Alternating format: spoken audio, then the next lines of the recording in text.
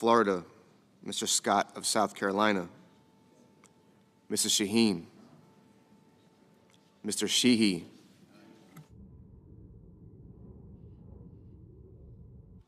Ms. Slotkin. Ms. Smith. Mr. Sullivan. Mr. Thune.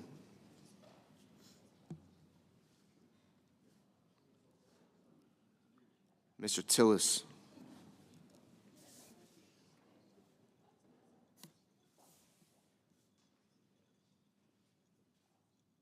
Mr. Tuberville. Mr. Van Hollen. Mr. Warner. Mr. Warnock. Ms. Warren. Mr. Welch. Mr. Whitehouse. Mr. Wicker. Mr. Wyden. Mr. Young.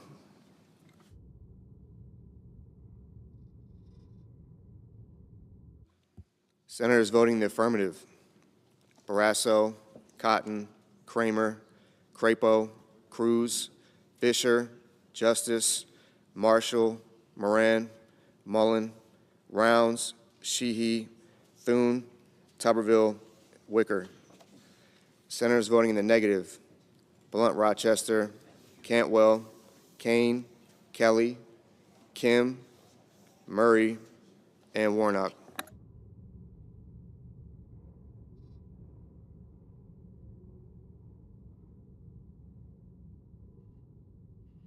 Ms. Also Brooks. Ms. Also Brooks, no.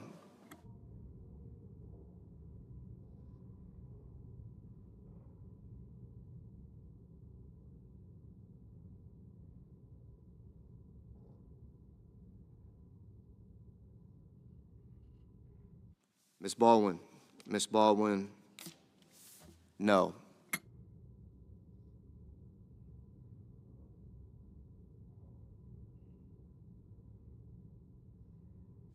Mr. McCormick. Mr. McCormick, aye.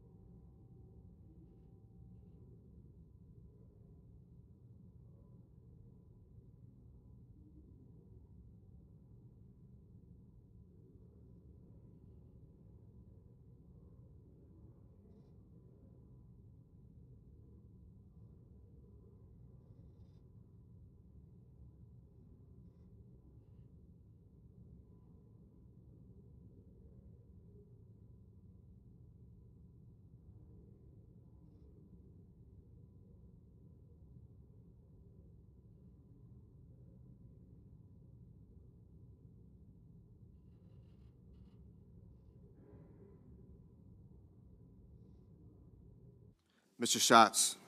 Mr. Schatz, no.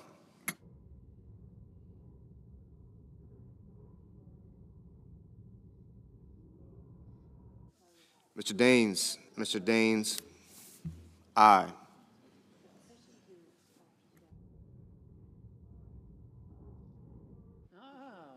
Haven't heard that.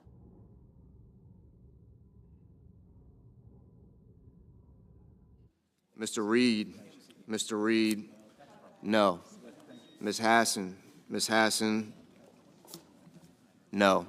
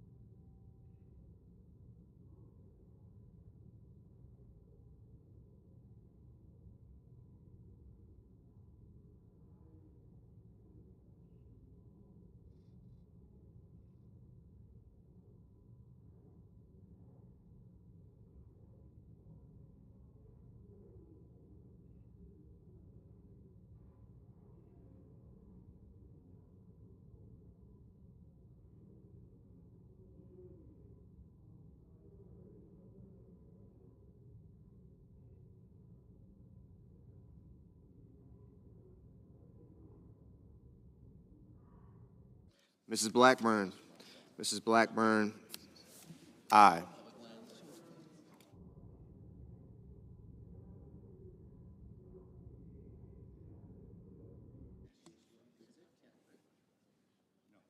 Mr. Lujan.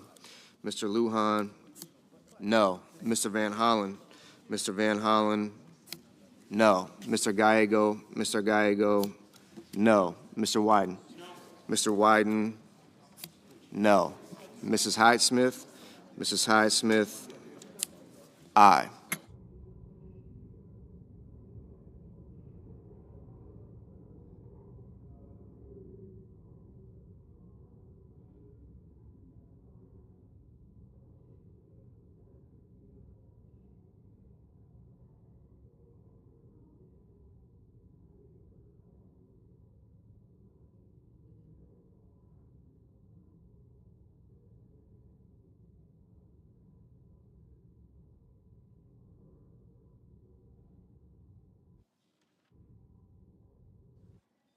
Mr. Sanders. Mr. Sanders, no.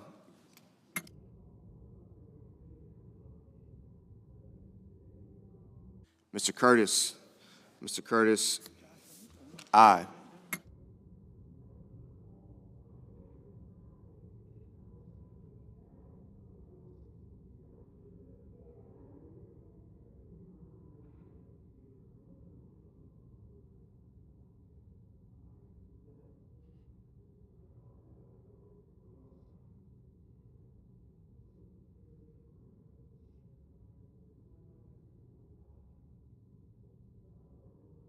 Mr. Scott. Mr. Scott of Florida, aye.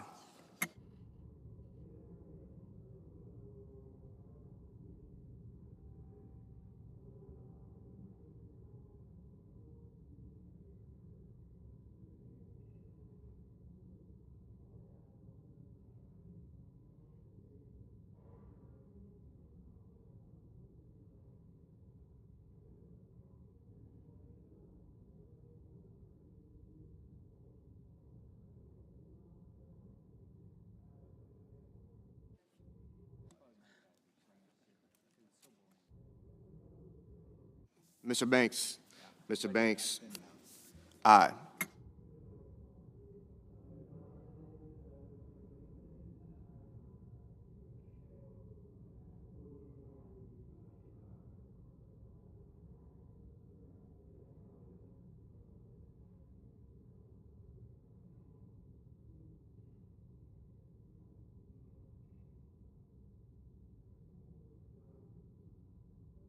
Ms. Warren. Ms. Warren, no.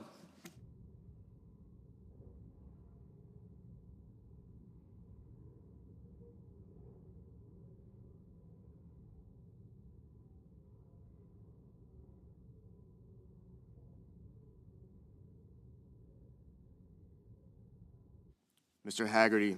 Mr. Haggerty, aye.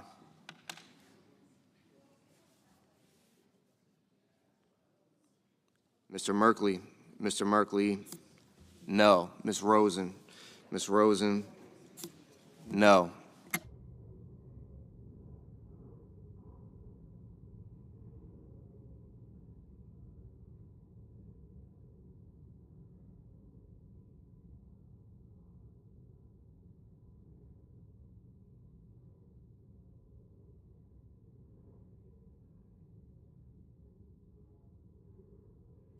Mr. Bennett. Mr. Bennett, no.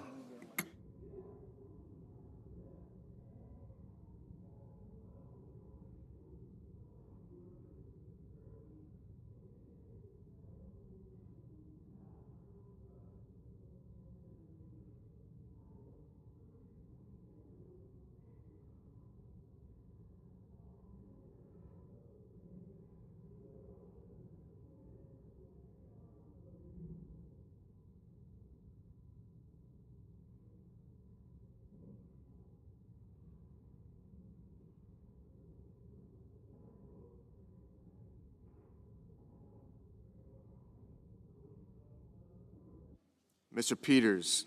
Mr. Peters, no.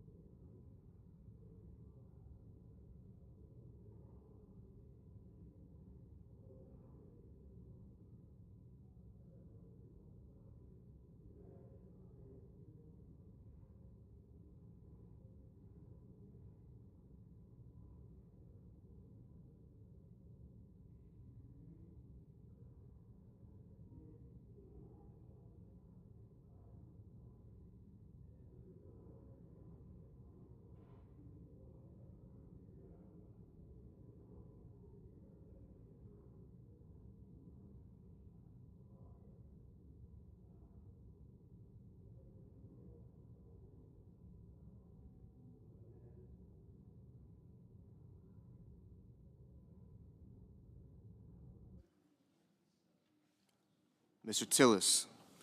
Mr. Tillis, aye.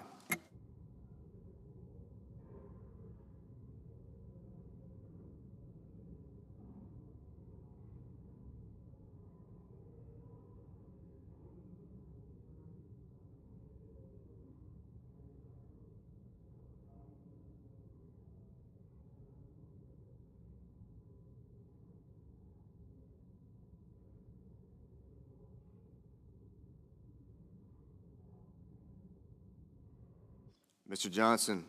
Mr. Johnson, aye.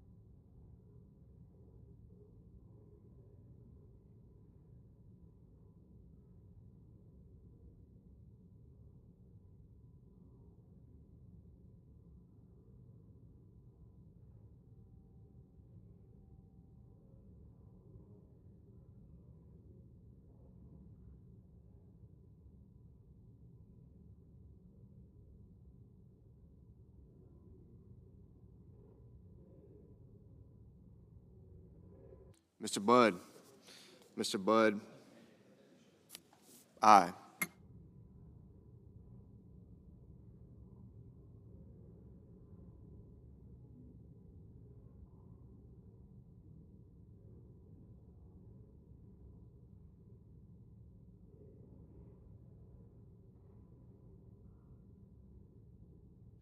Mr. Lee.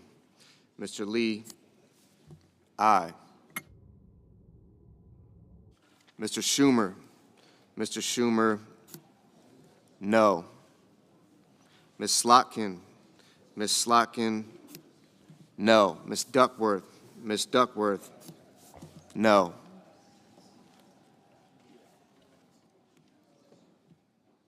Mr. Graham. Mr. Graham, aye.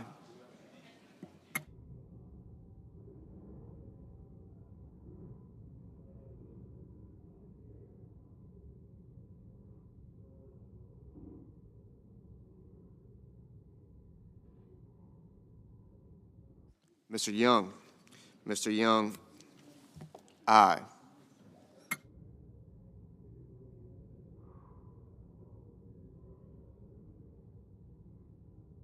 Ms. Collins.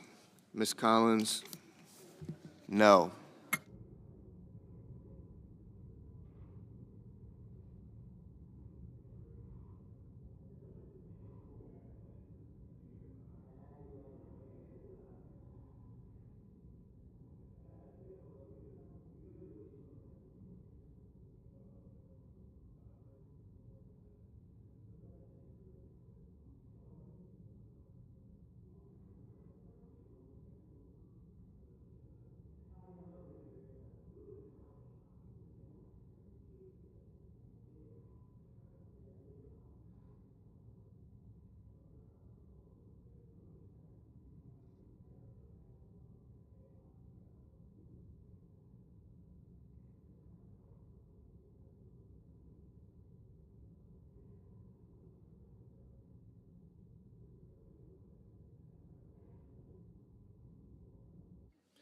Mr. Risch.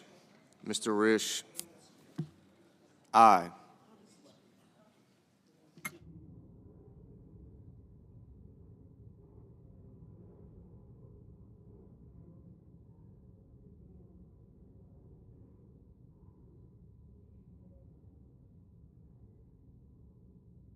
Mr. Warner. Mr. Warner. No.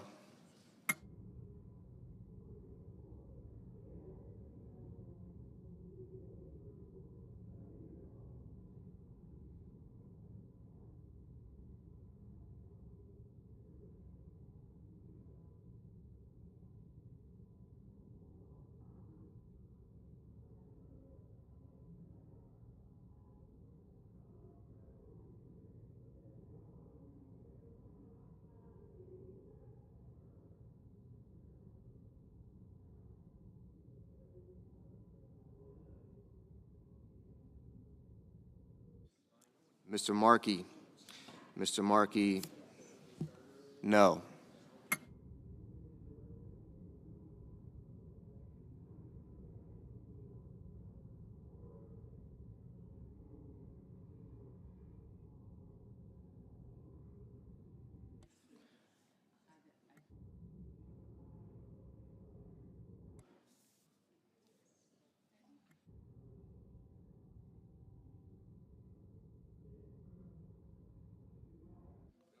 Mr. Whitehouse. Mr. Whitehouse.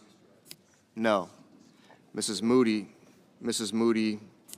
Aye. Mr. King. Mr. King. No. Mr. Lankford. Mr. Lankford. Aye. Mr. Heinrich. Mr. Heinrich. No. Mr. Cornyn. Mr. Cornyn. Aye. Mrs. Britt. Mrs. Britt. Aye. Mrs. Capito. Mrs. Capito. Aye.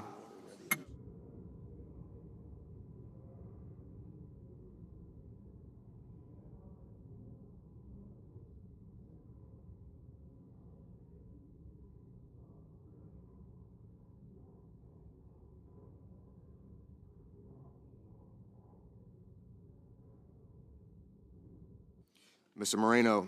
Mr. Moreno. Aye. Ms. Ernst. Ms. Ernst. Aye.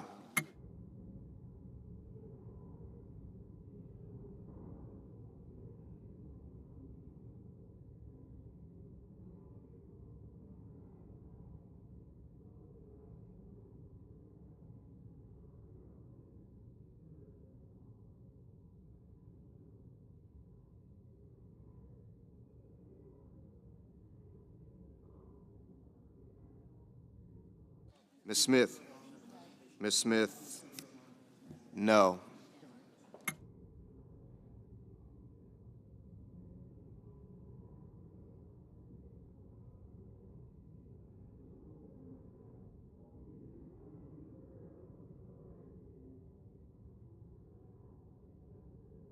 Ms. Cortez Masto. Ms. Cortez Masto. No. Mr. Grassley. Mr. Grassley. Aye.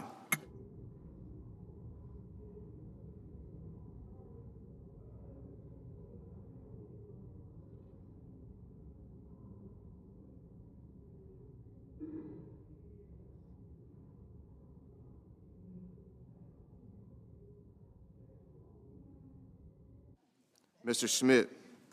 Mr. Schmidt. Aye.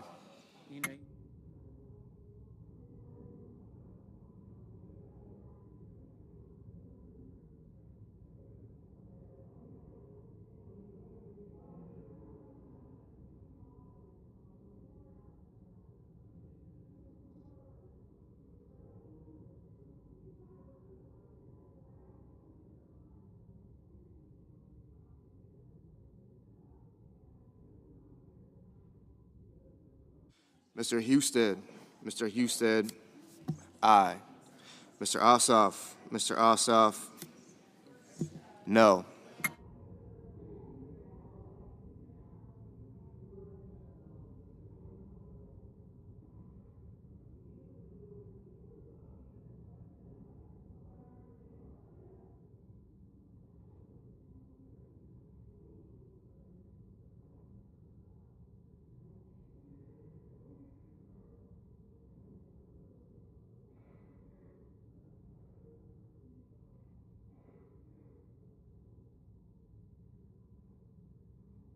Mr. Scott. Mr. Scott of South Carolina, aye. Mr. Padilla. Mr. Padilla, no.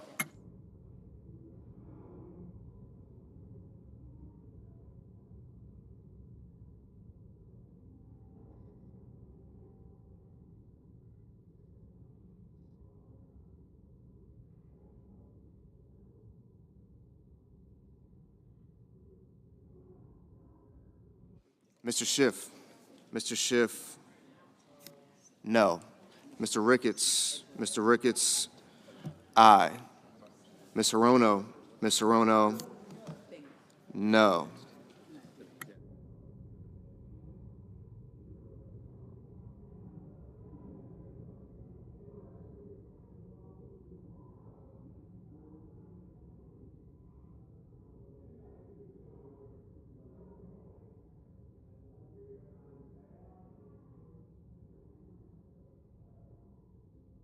Mrs. Shaheen.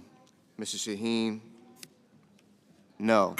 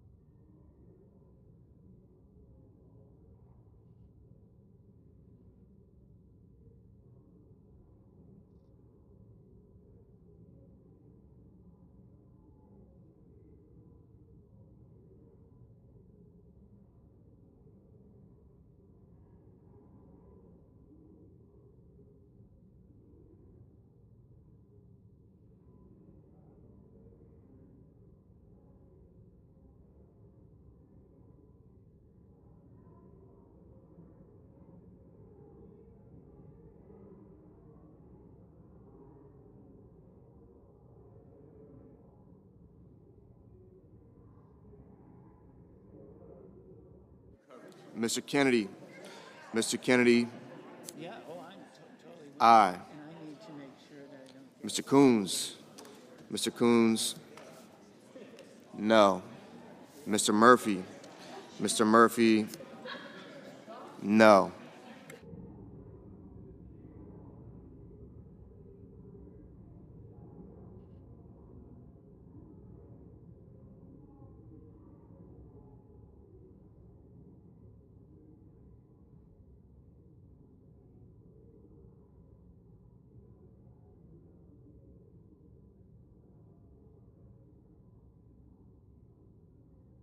Mr. Durbin.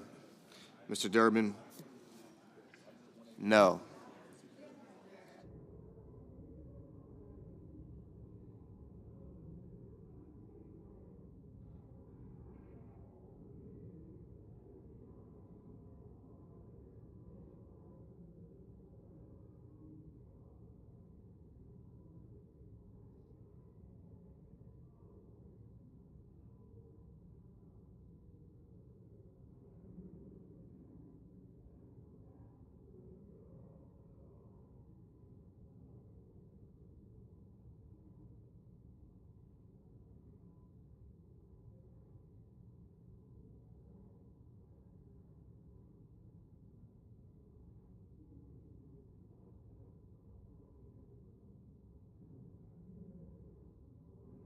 Mr. Sullivan. Mr. Sullivan, aye. Ms. Murkowski. Ms. Murkowski, aye.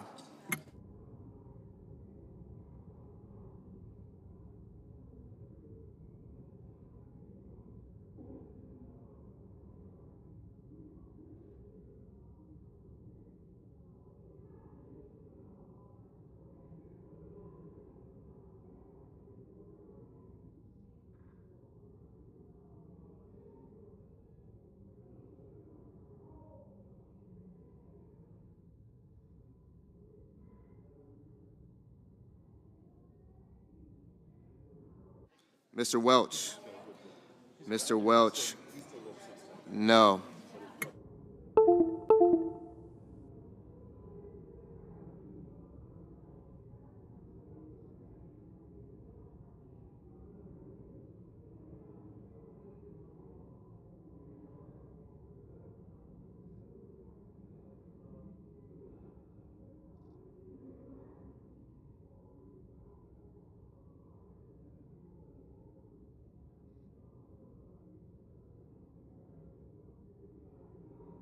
Ms. Lummis. Ms. Lummis, aye.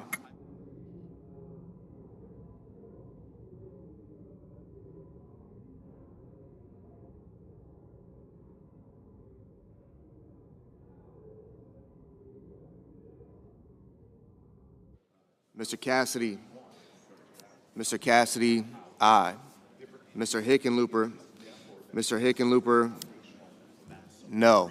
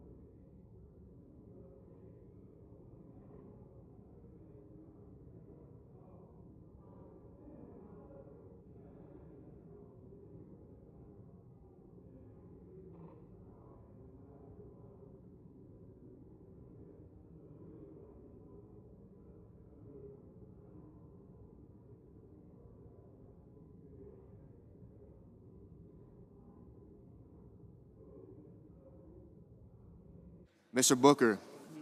Mr. Booker, no. Mr. Blumenthal. Mr. Blumenthal, no.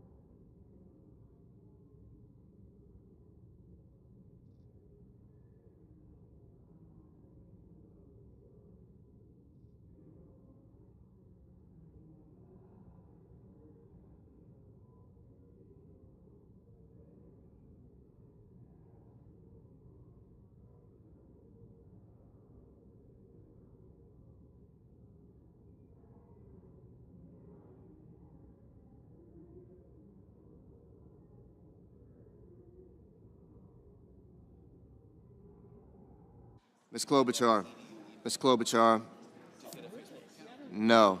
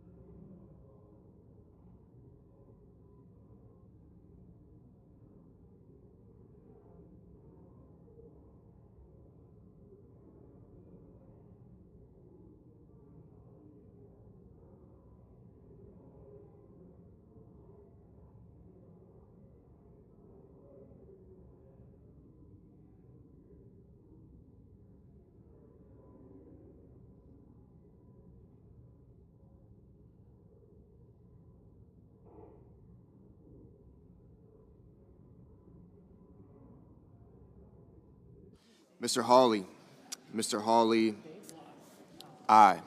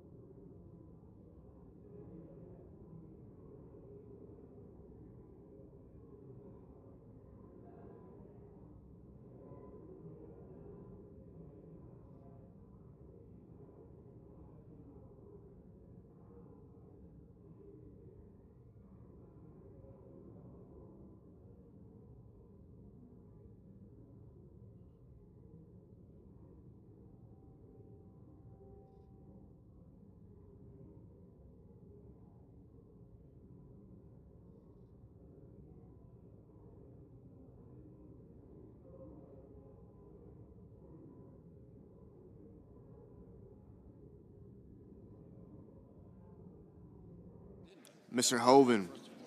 Mr. Hoven, aye.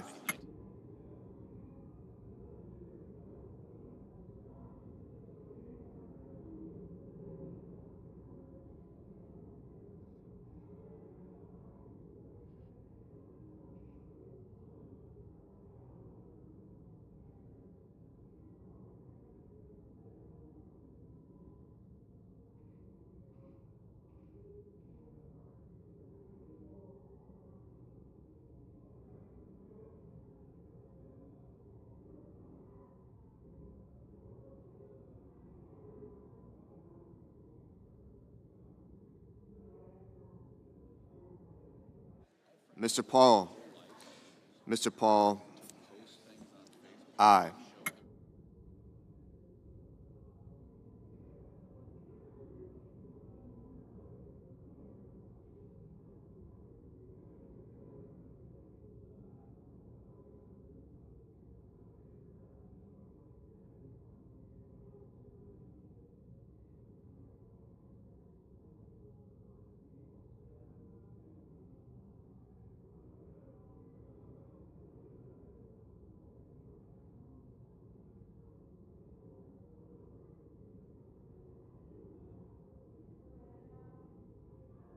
Mrs. Gillibrand. Mrs. Gillibrand, no.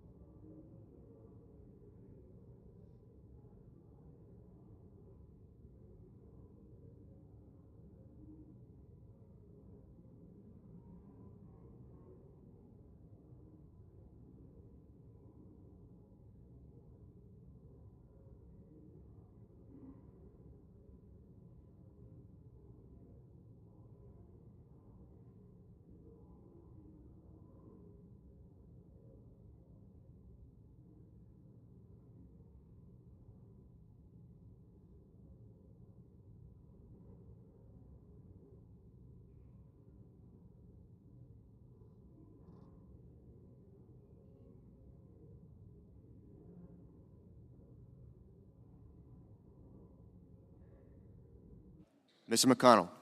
Mr. McConnell, aye.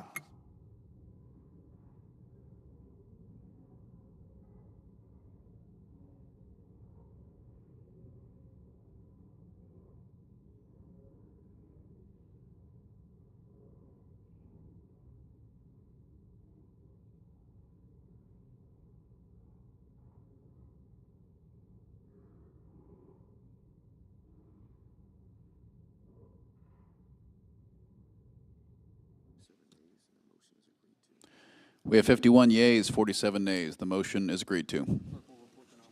Clerk will report the nomination. Nomination, Department of Justice, Kash Patel of Nevada to be Director of the Federal Bureau of Investigation.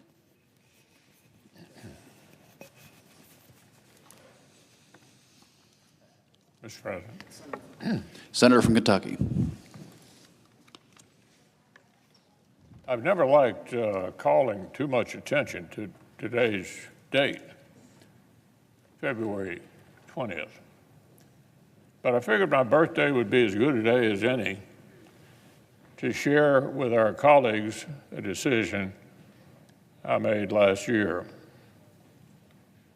During my time in the Senate, I've only really answered to two constituencies: the Republican Conference and the people of Kentucky. Over the years, the first group trusted me to coordinate campaigns, to count votes, to steer committees, to take the majority, and on 9 occasions, to lead our conference. Serving as a Republican leader was a rare and, yes, rather specific childhood dream. And just about a year ago, I thanked my colleagues for their confidence, which allowed me to fulfill it. To the distinguished members of this body, I've had the privilege to lead, and I remain deeply, deeply grateful. Today, however, it's appropriate for me to speak about an even deeper allegiance and even longer standing gratitude. 7 times, my fellow Kentuckians have sent me to the Senate. Every day in between, I've been humbled by the trust they placed in me to do their business right here. Representing our Commonwealth has been the honor of a lifetime. I will not seek this honor an 8th time. My current term in the Senate will be my last. I've been a student of history my entire life. I can't remember the last time I didn't have a stack of biographies or political memoirs on my nightstand. And I know well how tempting it can be to read history with a sense of determinism, assuming that somehow notorious failures were inevitable, that crowning triumphs were predestined, and in either case, that lives and careers followed orderly paths. This, of course, isn't how things work. And I've never had to look further than my own life to recognize it. I've never lost sight of the fact that without my mother's devoted care, a childhood encounter with polio could have turned out a lot worse.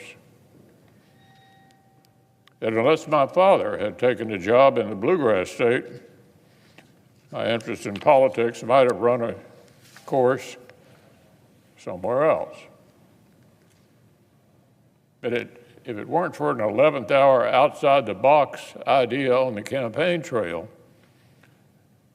my Senate career would have been over before it began.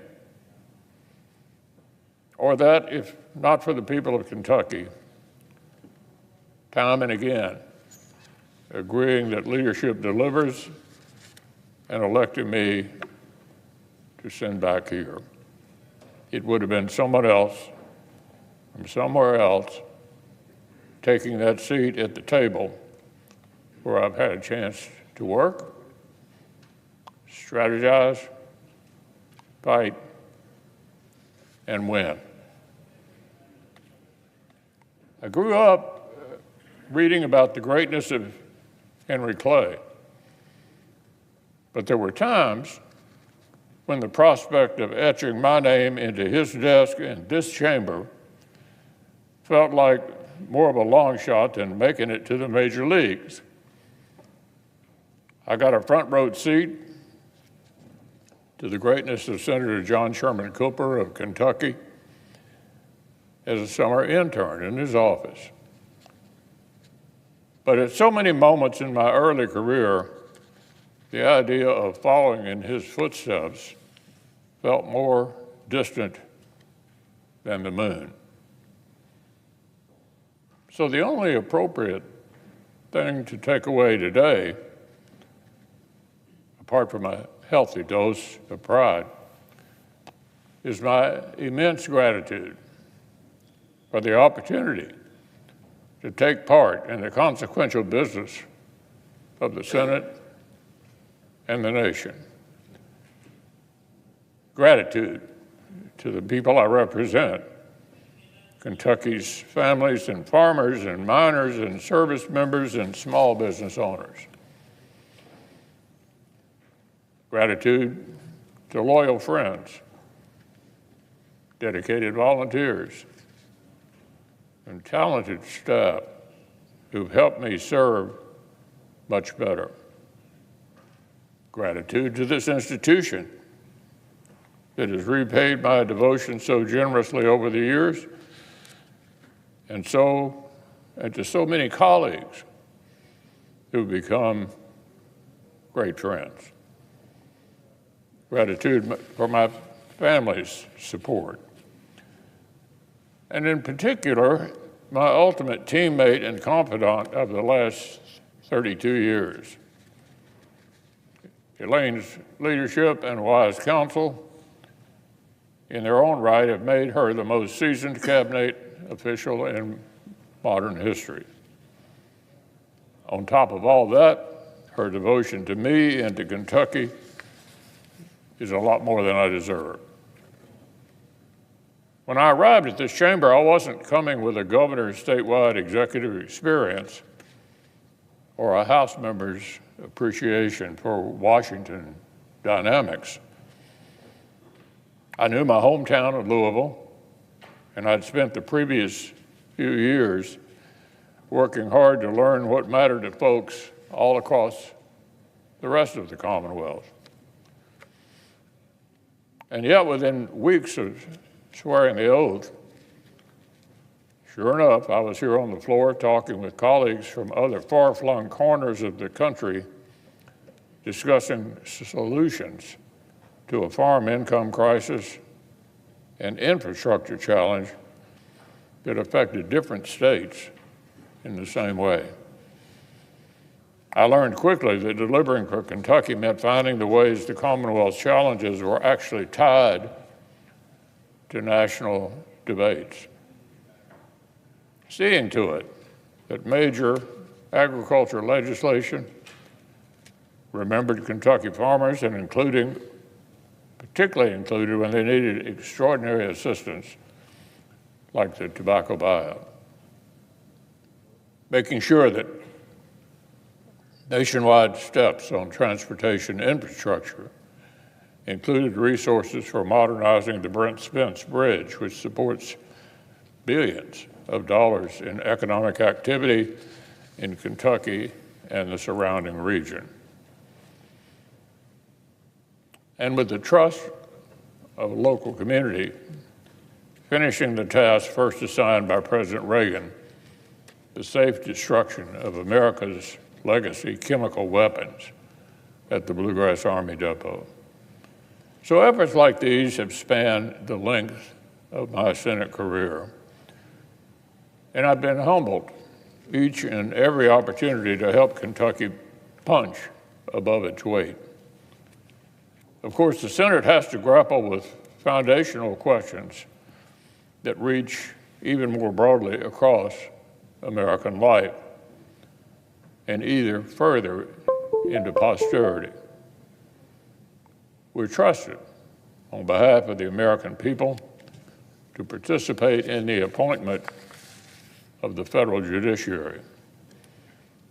To be the final check on the assembly of power in the courts beyond the reach of representative politics, and to ensure that the men and women who preside over them profess authentic devotion to the rule of law above all else.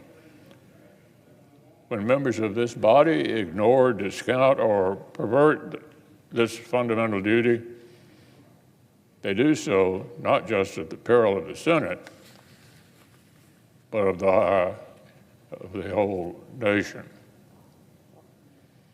The weight of our power to advise and consent has never been lost on me, and I've been honored to perform my role in confirming judges who understand their role. On this floor, there is no place to hide from the obligations of Article 1, the Senate's unique relationship with Article 3, or our role in equipping the powers of Article 2. Here, every debate over agriculture or infrastructure or education or taxes is downstream of the obligations of national security. Every question of policy here at home is contingent on our duty to provide for the common defense. One of the first times I spoke at length on this floor as a freshman, I was compelled to join the debate over strengthening the deterrence of America's nuclear triad. Whether to expand the U.S. military's hard target nuclear capability was an interesting question to pose to someone whose most recent job had been running a county government. But there, of course, was the founder's brilliance at work. The hopes and dreams of every American are tied up in our ability to protect and defend the nation and its interests. Every family traveling abroad and every worker and small business owner whose livelihood depends on foreign trade, they depend in turn on the credibility of America's commitments to friends and the strength of her threats to enemies. In turn, the safety and success of the men and women who volunteer to serve this great nation in uniform depend on the work we do here to ensure that enemies think twice before challenging them, and those enemies never face a fair fight. Thanks to Ronald Reagan's determination, the work of strengthening America's hard power was well underway when I arrived in the Senate. But since then, we've allowed that power to atrophy. And today, a dangerous world threatens to outpace the work of rebuilding it. So lest any of our colleagues still doubt my intentions for the remainder of my term, I have some unfinished business to attend to. In our work, most of us in this body develop an appreciation for the Senate itself, its written rules, its collegial norms, its pace of play. And yet so often I've watched colleagues depart, venting their frustration at the confines of the institution or mourning what they perceive to be decline of its norms. Regardless of the political storms that may wash over this chamber during the time I have remaining, I assure our colleagues that I will depart with great hope for the endurance of the Senate as an institution.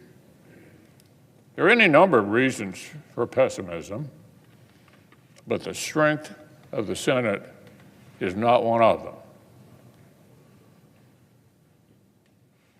This chamber is still the haven where the political minority can require debate.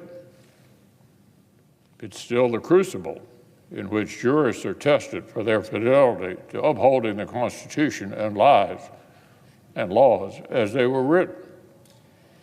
The Senate is still equipped for work of great consequence. And to the disappointment of my critics, I'm still here on the job.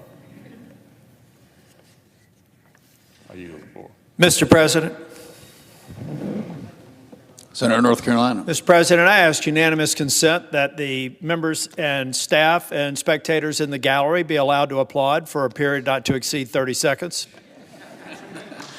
Is there objection?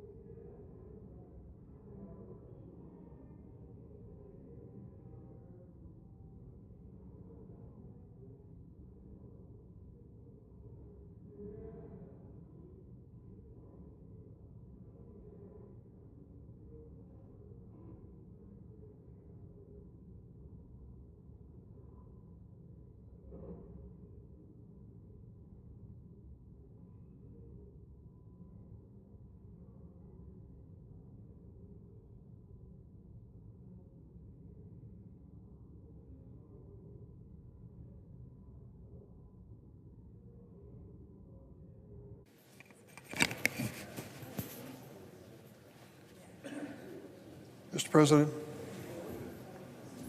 Senator from Illinois. Mr. President, in about 2 hours, the Senate will vote on whether to confirm Kash Patel to serve as Director of the Federal Bureau of Investigations for the next... Order.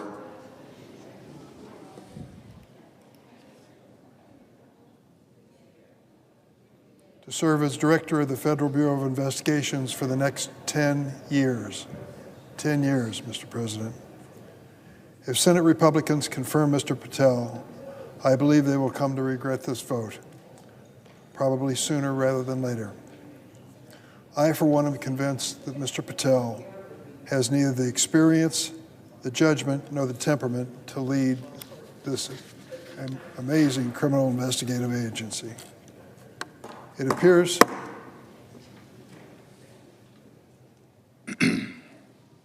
appears my Senate Republican colleagues are ignoring the many red flags in Mr. Patel's record, probably because they fear retribution from the President and Mr. Musk.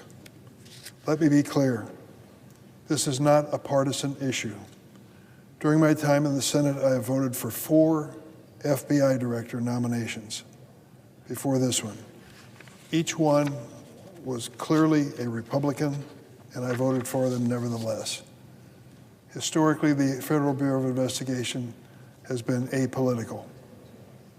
I oppose Mr. Patel because he is dangerously politically extreme. He has repeatedly expressed his intention to use our nation's most important law enforcement agency to retaliate against his political enemies. Even before President Trump took office, Mr. Patel announced that he would force out FBI Director Chris Wray, who he nominated in his first term before firing the former FBI Director Jim Comey.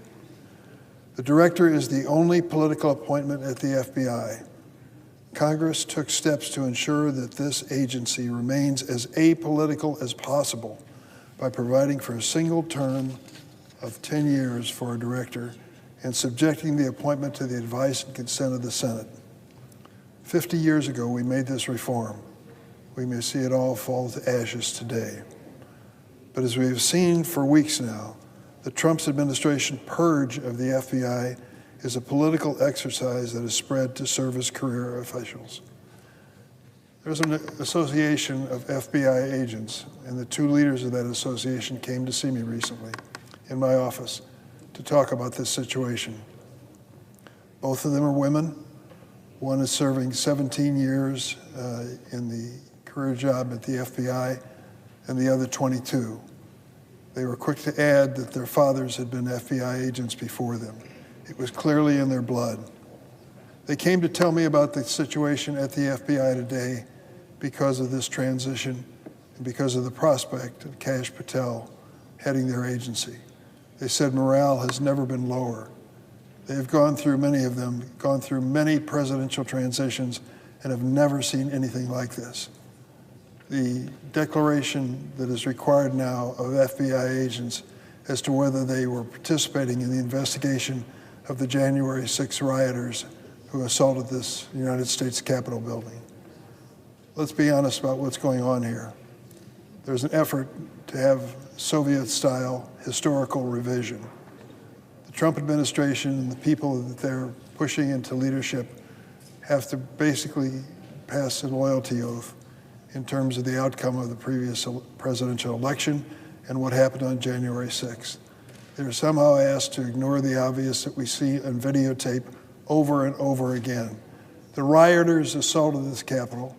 It was so dangerous that the Vice President of the United States, sitting in your chair, was physically removed by the Secret Service for fear that he was going to be hurt if he stayed in that position. Those of us who are on the floor of the Senate on January 6th were asked to evacuate this chamber as quickly as possible. This was not simply a question of tourists getting out of line. These people who assaulted this U.S. Capitol building were hell-bent on stopping the constitutional process of counting the electoral votes in the 2020 election. And now, FBI and others are being asked to say the opposite, that this wasn't somehow a breach of law, a horrendous, terrible chapter in the history of this country, and that there was danger afoot. Because the president has given a sweeping pardon to the 1,600 who were prosecuted for trespass, seditious conspiracy, the use of firearms in the Capitol, and the like, we are supposed to somehow discount this as a significant moment in American history. It was. And for the FBI agents who participated in the investigation of that day, I say they were doing their job, and they did it well.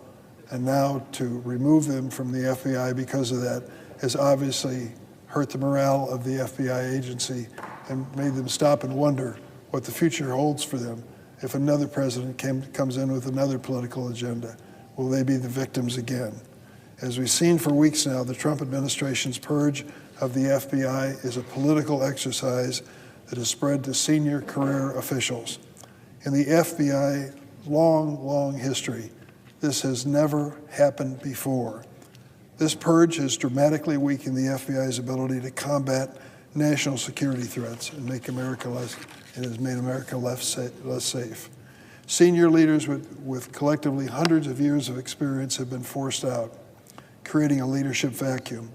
Thousands of line agents fear losing their jobs simply because they were assigned to work on cases involving the January 6th attack or President Trump.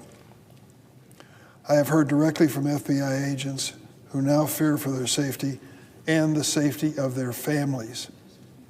To understand why, let me tell you about a January 6th rioter named Edward Kelly. Mr. Kelly was convicted of assaulting law enforcement during the attack on the U.S. Capitol. We saw it, didn't we?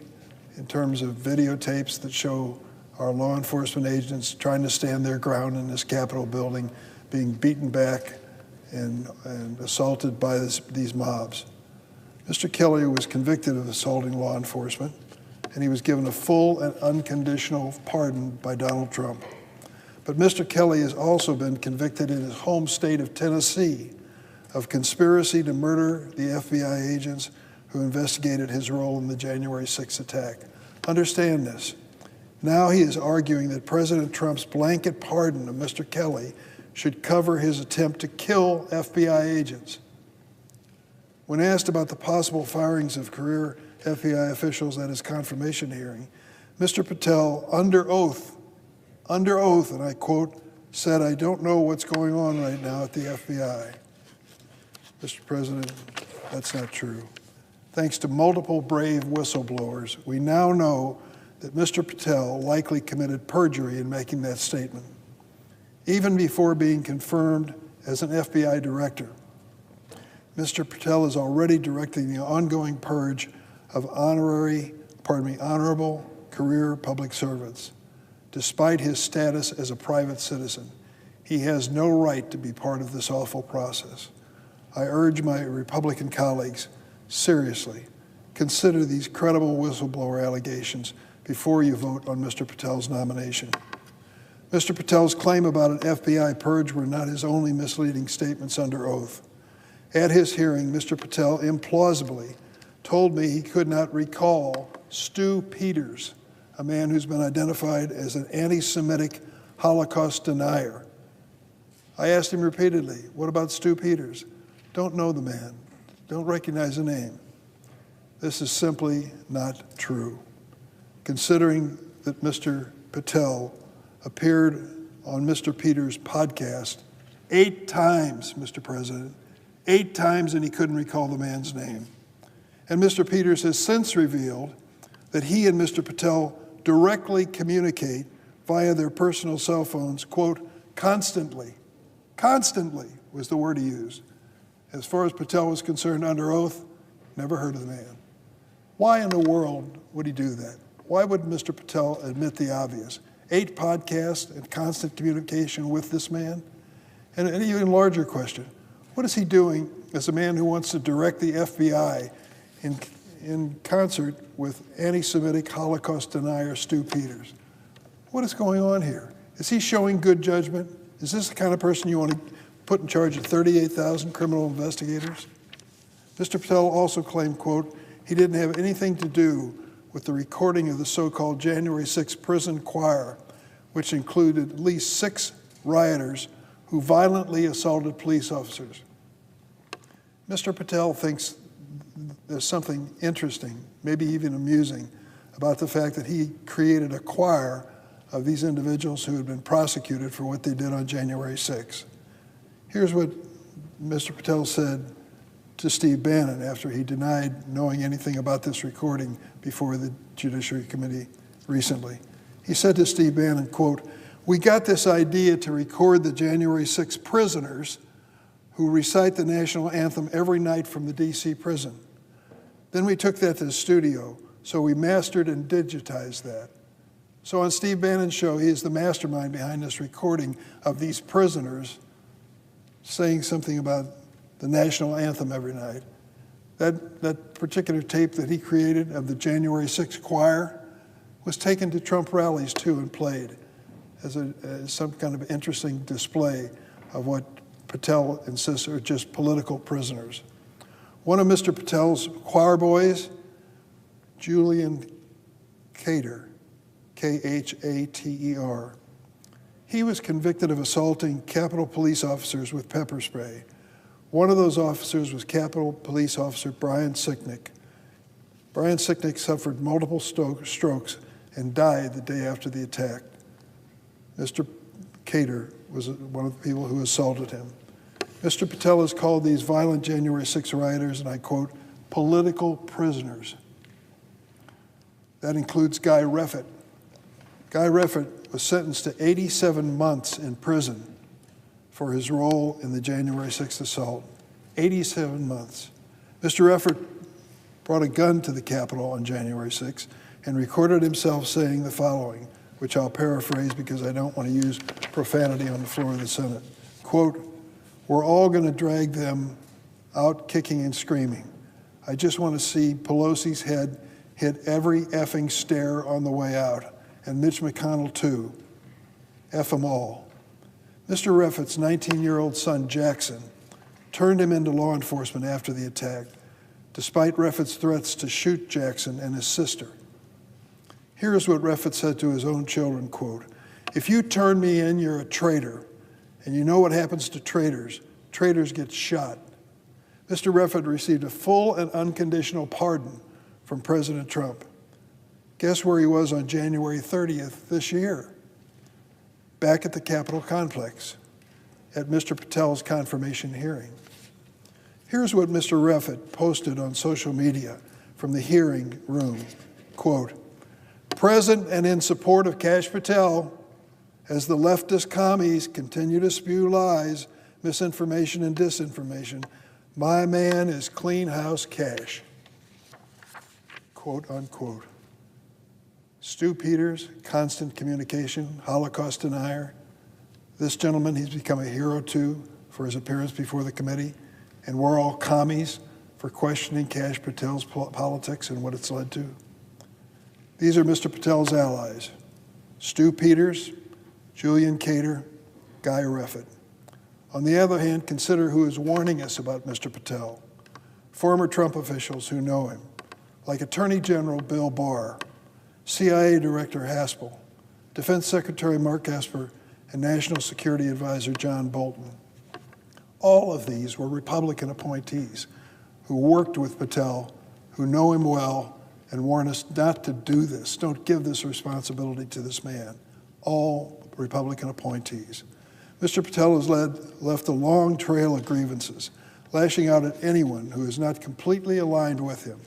He calls Democrats, quote, vindictive, evil, and vicious, and repeatedly attacks Republican senators who don't toe the MAGA line. I've read Mr. Patel's book, Government Gangsters. It includes an enemies list at the end of the book, 60 names, members of the deep state in the word of Kash Patel, which includes distinguished public servants from both political parties. What do they all have in common, the 60 people on his hit list? From Attorney General Bill Barr and Merrick Garland to former FBI directors Bob Mueller and Chris Wray, they've all had the misfortune of crossing paths with the vindictive Kash Patel.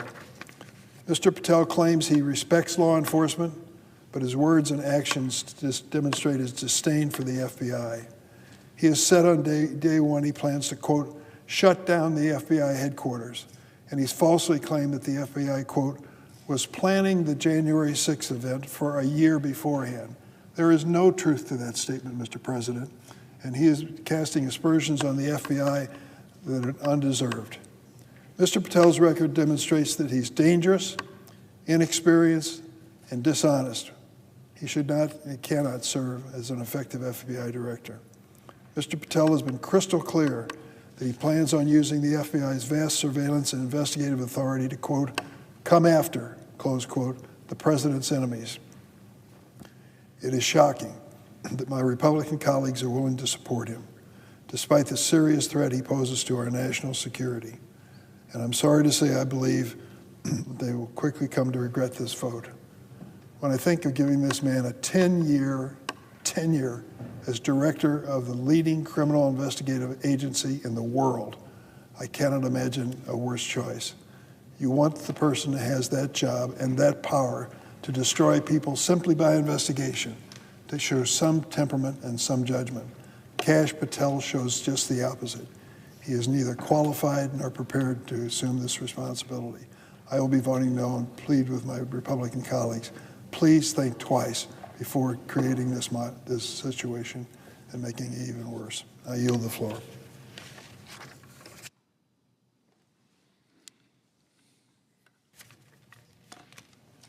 Mr. President. The senator from California is recognized. Mr. President, I too rise today to oppose the nomination of Kash Patel to serve as director of the Federal Bureau of Investigation.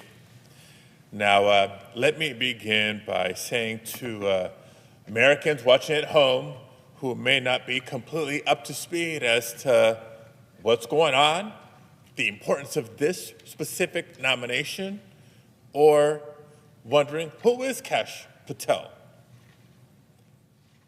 We might have been distracted these last few weeks by a rush of headlines coming out of the White House, maybe preoccupied with the cost of groceries that are rising by the week. You may have, if you caught any news, been hearing about how President Trump, the richest president in history, has given Elon Musk, the richest man in the world, unprecedented access to millions of Americans' sensitive private information. Yes, Elon Musk has access to your personal private information, from social security numbers to home addresses to your tax information. There's been a lot going on. All the while, President Trump is also trying to lay the groundwork to pass another massive tax cut for billionaires. So if you've been busy and struggling to keep up, I understand. So let me try to break it down for you. Only in the year 2025, when Donald Trump seems to have a headlock on the Republican Party, could a nominee this extreme and this unqualified be considered or confirmed to lead the FBI. No party of Reagan would ever support this big a threat to American freedom and our national security. No party of Lincoln could ever support this big a source of division among Americans. And yet, here we are, pretending as if a man who promised to shut down the FBI headquarters on day one and turn it into a museum for the deep state is now fit to lead the FBI. You see, time and again, Kash Patel has shown that his loyalty lies not with the rule of law, but with Donald Trump. Why? Because he knows that Donald Trump is his cash cow. Trump is Kash Patel's ticket to selling more books. It's his calling card to try to book the next podcast interview, and certainly key to landing his next job. Frankly, it's a pattern we've seen from all too many of the nominees that Donald Trump has picked for his second administration.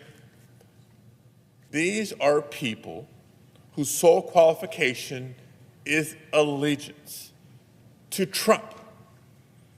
This should disqualify any nominee, but it's particularly concerning for a nominee slated to lead the nation's premier law enforcement agency. When it comes to protecting the security of our nation, there is no room between patriotism and patronage. The American people need and deserve a public servant who is 100% committed to the around-the-clock safety of the American people.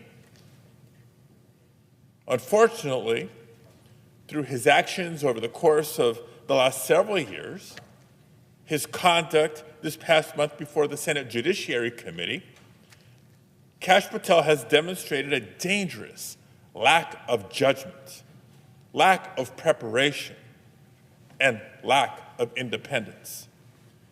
He's shown that he's either unwilling or unable of putting politics aside in order to protect the American people and uphold the Constitution, should he be confirmed to lead the FBI. And throughout his career, he's shown a clear pattern of loyalty to Trump and of self-dealings at the expense of the American people. That includes undermining the FBI's work in order to protect Trump from investigation, profiting off of conspiracies about a, quote, deep state, and promoting an enemies list targeting public servants, selling picture books to spread conspiracy theories to children about the 2016 election, endangering the lives of American service members after inserting himself into a hostage rescue operation, refusing to commit in his confirmation hearing to enforcing existing gun laws that protect lives and have saved lives, holding millions of dollars in unvested stock in a foreign company tied to forced and child labor, even producing a song and financially supporting the families of insurrectionists who violently beat Capitol police officers on January 6th. And now it appears that this list includes potentially having lied under oath in his confirmation hearing about the role he played in firing career FBI employees based on their perceived loyalties. After we heard him swear in committee that he played no role in the firings, whistleblowers are coming forward to tell us otherwise. At the very least, this charge is so serious that it warrants further investigation. Colleagues, stretching the truth or potentially outright lying may score on points with President Trump, but as director of the FBI, it will only put American lives at risk. Think about it. To all the Americans who might be watching from home, you wouldn't put an arsonist in charge of a fire department, would you? But with Kash Patel atop the FBI, that's exactly what we'd get. Career law enforcement will continue to be purged. The FBI will be weaponized for political gain, and our communities will be less safe. I want to make one final point to our Republican colleagues. Throughout this body's history, the Senate has had not just the opportunity, but the responsibility to serve as a check on executive overreach. Senators of both parties over history have exercised our constitutional duty to advise and consent to the president's nominations. And in the past, the Senate has rejected extreme nominations. To stay quiet when a nominee so obviously unfit comes before us, that sets a dangerous precedent. Think about the damage you'll not just be doing to the institution of the FBI or to the Senate, but to the trust that millions of Americans deserve to have in our law enforcement. But more important than that, today,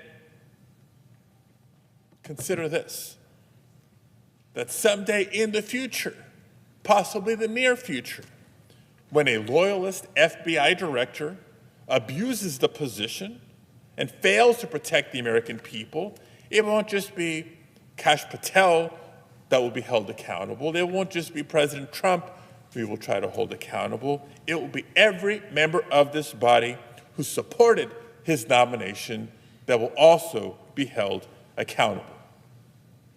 So I invite you, I encourage you to have the courage to say no to Trump because lives are on the line. Have the courage to stand up and protect your constituents, protect the American people.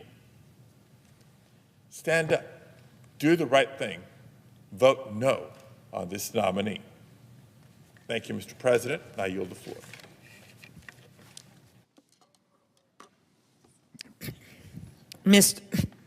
Mr. President. The senator from Minnesota is recognized. Mr. President, I rise to strongly oppose the confirmation of Kash Patel to serve as the next director of the FBI. The FBI director leads our nation's most important law enforcement agency. It is made up of more than 38,000 nonpartisan public servants who work every day to take on violent crime, get fentanyl off of our streets, investigate cyber crimes, protect our national security, and so much more. The Bureau's motto is fidelity, bravery, integrity, and its director must be someone who embodies those core values above all else. That is not Kash Patel. Let's start with fidelity. The FBI director's loyalty is not to the president. It is to the truth, the Constitution, the American people. But Mr. Patel has made it clear that his only loyalty is to the president. Mr. Patel has threatened to come after the president's critics. On one podcast in December of 2023, by the way, that's 2023, just a few years ago, not 2 decades ago, not when he's in high school. In 2023, he said, and I quote, "We're going to come after you, whether it's criminally or civilly.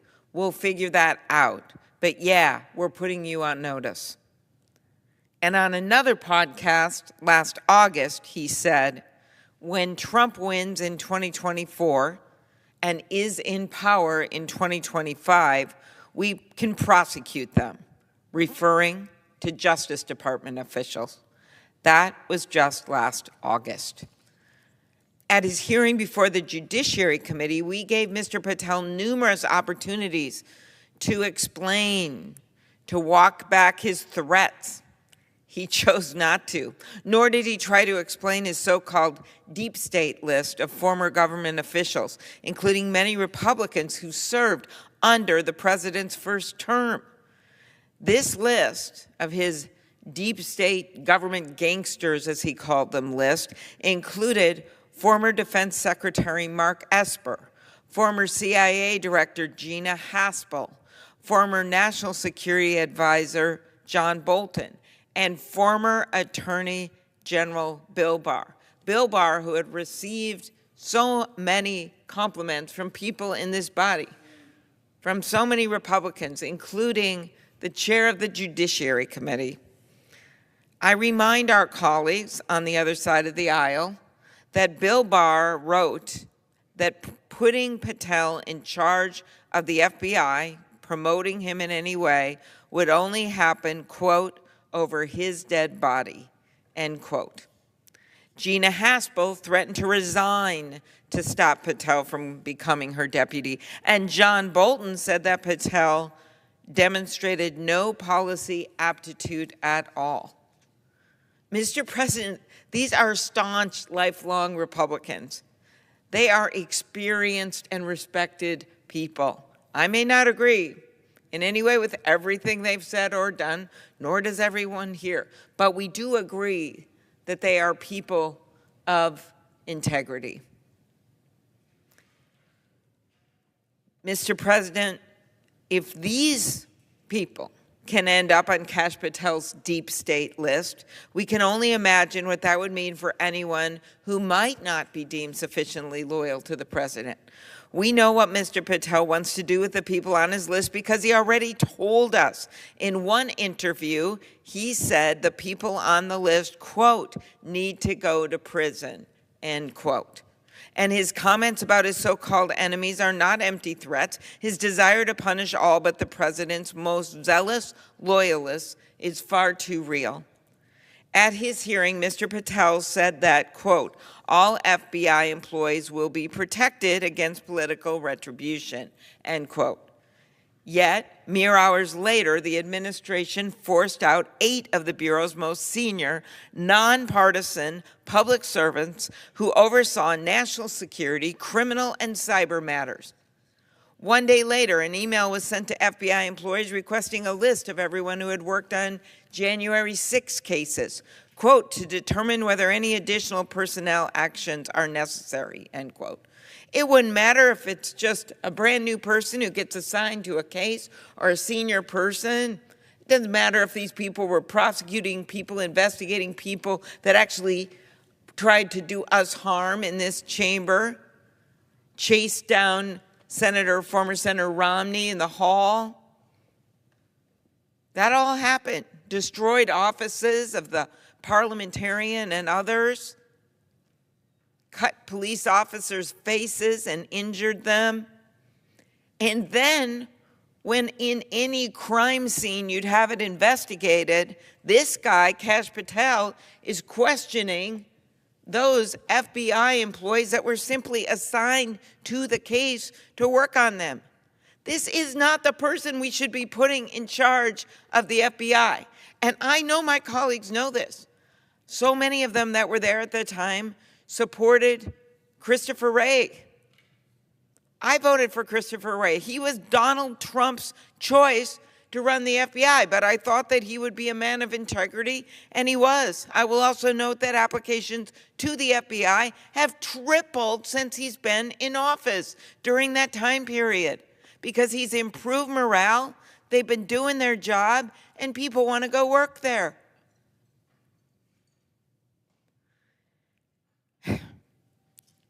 Mr. Patel's supposed enemies are not only government officials he disagrees with.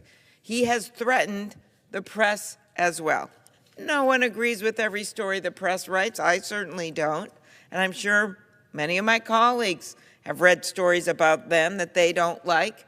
But we believe in this country in the First Amendment. Mr. Patel, however, has referred to the media as, again, a recent quote, the most powerful enemy the United States has ever seen, end quote. He said that not even on a podcast. He said that in a speech. Think about that. The media is the most powerful enemy the United States has ever seen, in the words of Kash Patel, nominated to be the director of the FBI, to oversee tens of thousands of agents across the country. Not China, not Russia, not Iran, not terrorists, but the press. And Mr. Patel has already publicly threatened journalists, saying, we're going to come after the people in the media. We're going to come after you, whether it's criminally or civilly. We'll figure it out. But yeah, we're putting you all on notice, end quote. This isn't someone who has any business running the world's premier law enforcement agency. This isn't someone who we can trust to be faithful to our Constitution. This isn't fidelity to the rule of law and impartial law enforcement. It is a direct threat to it. Bravery, fidelity, bravery, integrity. So let's talk about bravery. We all know that the Capitol Police showed bravery far and above the call of duty on January 6, 2021. We know that. We know that many of them, their gear was stuck on a bus, their riot gear. They weren't even able to access it. And so many of them were protecting us, people who worked in this Capitol, when the people that were storming into this Capitol had better gear than the police had. And of course, we've made tons of changes since then, changes to the leadership of the Capitol Police with a new chief, changes to the sergeant at arms, changes to our security profile. We've made those changes. Of course, we should have done that. But what we do know is they showed bravery. But rather than recognize the officers' bravery, Mr. Patel accused those who testified in the January 6 hearings of lying. When asked on a podcast whether Capitol Police officers told the truth in the House of Representatives January 6 committee hearings when they were under oath, Mr. Patel said, and I quote, "No, and lying under oath is a federal offense and they should be investigated for it." Once again, our colleagues on the Judiciary Committee gave him the chance to walk back these comments during his hearings, and once again, he chose not to. In fact, he claimed this wasn't accurate. It was exactly what he said. We have the evidence. We have the facts. We have the proof. Right there, his words. I would think facts and truth and the proof should matter to someone who is asking to be head of the Federal Bureau of Investigation, but it doesn't. Literally, this is on YouTube. Anyone listening today could look it up. The men and women of the Capitol Police aren't criminals. They're heroes. And so are the men and women at the FBI who every day put their lives on the line to keep us safe. But Kash Patel disagrees. He wrote in his book, again recently, that, quote, "The FBI has become so thoroughly compromised that it will remain a threat to the people unless drastic measures are taken," end quote. And he called the men and women of the FBI, quote, "utterly corrupt," end quote. How do you think that makes people feel? People out in Minnesota who are going after bank robbers or gangs or drug rings because Kash Patel didn't like one investigation of a bunch of mobsters that came into this Capitol and beat up police. And then he said he wanted the list of everyone that was involved in that. I don't think the FBI is a threat to the people like Mr. Patel.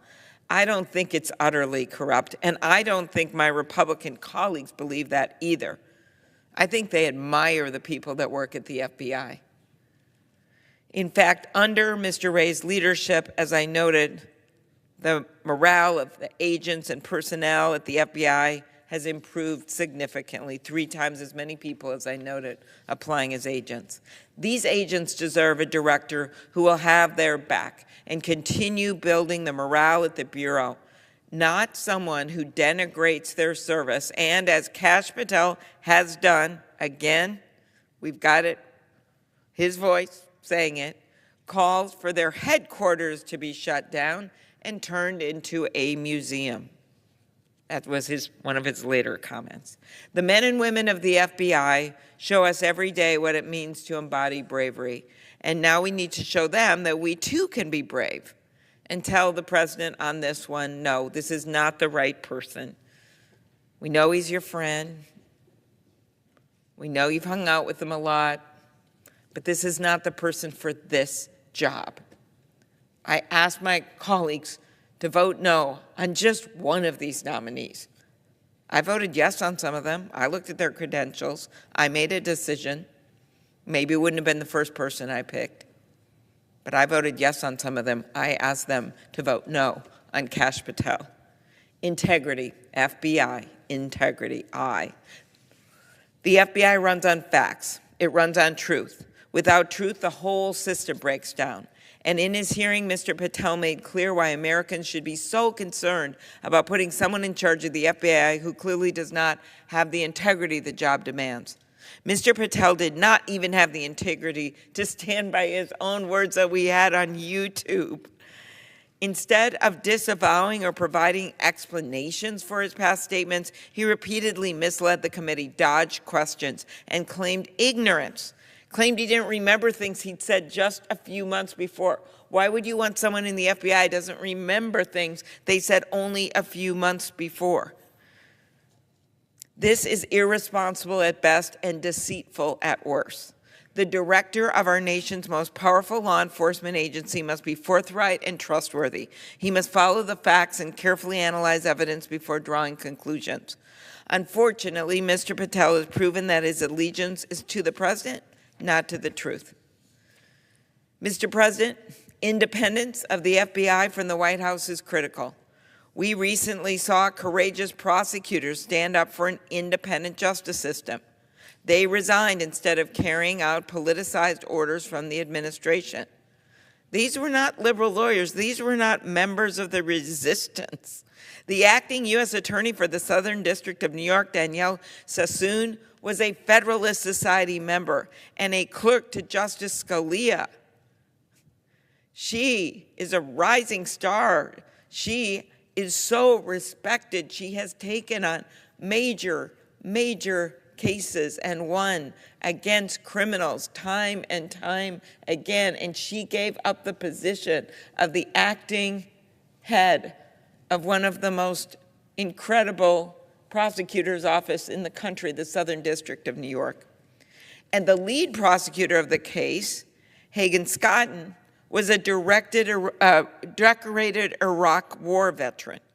He clerked for Justice Roberts and Justice Kavanaugh when Justice Kavanaugh was on the Court of Appeals. In his resignation letter, he wrote, "I expect you will eventually find someone who is enough of a fool or enough of a coward to file your motion, but it was never going to be me." I think we should think about those words when we take our votes. I expect you will eventually find someone who is enough of a fool or enough of a coward to file your motion, but it was never going to be me. My Republican colleagues need to show some of the same courage as these public servants. They need to stop acquiescing and stand up to this assault on our justice system. And a good place to start is by voting against Patel. The fact is, federal law enforcement and the American people deserve a director who embodies the Bureau's model: fidelity, bravery, and integrity. I will be voting no on his confirmation, and I asked our Republican colleagues to join me in standing up for justice, in standing up for the rule of law. Thank you, Mr. President, and I yield the floor. Mr. President. The senator from Hawaii is recognized. Mr. President, as the leading law enforcement agency in our country, the FBI does critical work every single day to keep our nation, to keep us safe. From counterterrorism and counter-trafficking to fighting cyber attacks and so much more. At a time of global instability, FBI agents are working day in and day out to protect us from threats, both foreign and domestic. But today, the FBI and the Department of Justice face a crisis caused not by any outside threat, but rather by the men and women tasked with leading these agencies. Instead of focusing on potential attacks, hacks, or violent criminal enterprises, we have a DOJ and FBI that have been turned inward on themselves. In just the last month, dozens of senior career FBI and DOJ employees have been purged en masse by President Trump and his administration. Hundreds of thousands of the prosecutors and FBI special agents and analysts may be next. In fact, I shouldn't use the word may, will be next. Purging hardworking and dedicated civil servants does nothing to make us safe. In fact, it does just the opposite. Attorney General Bondi recently announced the creation of a, quote, weaponization working group, end quote, only continues this trend. Through this working group, she is doing what she told us she would not do in her confirmation hearings She is, quote, investigating the investigators with this working group, and I expect next to be prosecuting the prosecutors. I fear what a DOJ and FBI focused inward on themselves mean for the safety and security of our nation, which brings me to Kash Patel, President Trump's nominee to lead the FBI. For many reasons, Mr. Patel is not the man to answer the many challenges of the moment. Mr. Patel spent his nomination hearings avoiding every hard question, not even the hard questions. I asked him, for example, if he would investigate people on his 60 people on his deep state list. He would not say no. It's pretty clear. This list, and I suspect it's a growing one, but the 60-person list are all the people who are not sufficiently loyal to President Trump. So it has many, many Republicans on the list.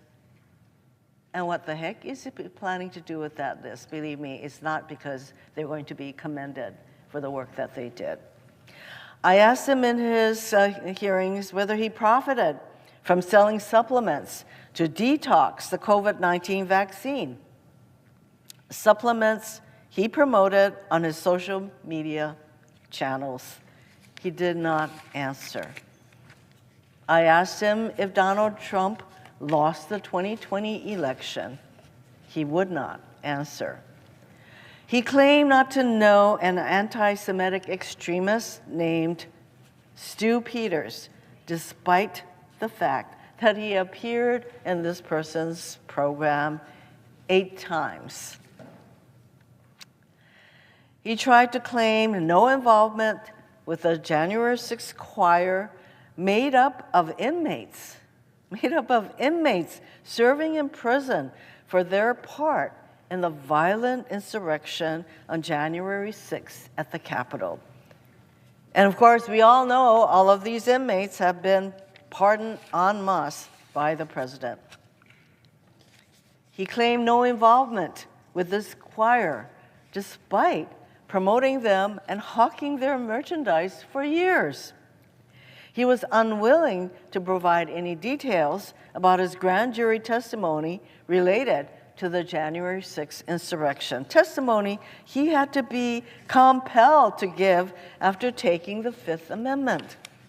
And of course, Mr. Patel has the same rights as any American to plead the Fifth. But we have an equal right to ask him, as the nominee for the FBI director, no less, why he did so, and to learn what his ultimate testimony was. The one thing Mr. Patel did testify to in response to a question from Senator Booker about whether he was, quote, aware of any plans or discussions to punish FBI agents or personnel associated with Trump investigations, quote. And his response was that he was, quote, not aware of that. We have since learned of credible evidence that Mr. Patel perjured himself with that statement. Mr. President, Mr. Patel is totally unfit to lead the FBI. It's clear he won't discern fact from fiction, and that he will be loyal to Donald Trump and Donald Trump only, which means total disregard for the Constitution and the rule of law. Ours is a nation of laws. But Mr. Patel's nomination is one more indication that Donald Trump fancies himself above the law, even referring to himself as king in a recent tweet, and will weaponize the law however he wants to advance his political agenda. Mr. Patel is a dangerous nomination that will make our country less safe, less secure, and erode America's trust in the FBI. Mr. President, Our administrative agencies, and certainly the Department of Justice and the FBI, do not exist to be used as tools for retribution by Donald Trump, Pam Bondi, or Kash Patel. But that is exactly what is happening with our agencies and the firing and the purging of thousands of people who are doing the job of the people. What can be thinking in supporting Mr. Patel to lead an agency that has the tools to spy and go after all the people that he doesn't like? I urge my colleagues to vote no on his nomination, and I yield back.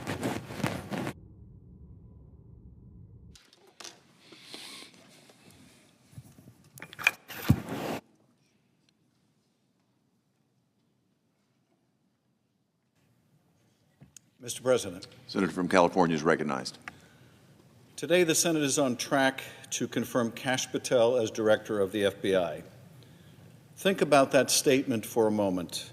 Kash Patel, conspiracy theorist, January 6 denier, MAGA sycophant, and political provocateur, will be FBI director. The absurdity of it, the destructive consequences of it. And it's worth asking today, how did we get here to such an extreme point, to this moment when someone so patently unqualified, really disqualified from any position of responsibility, is poised to become director of the nation's preeminent law enforcement agency?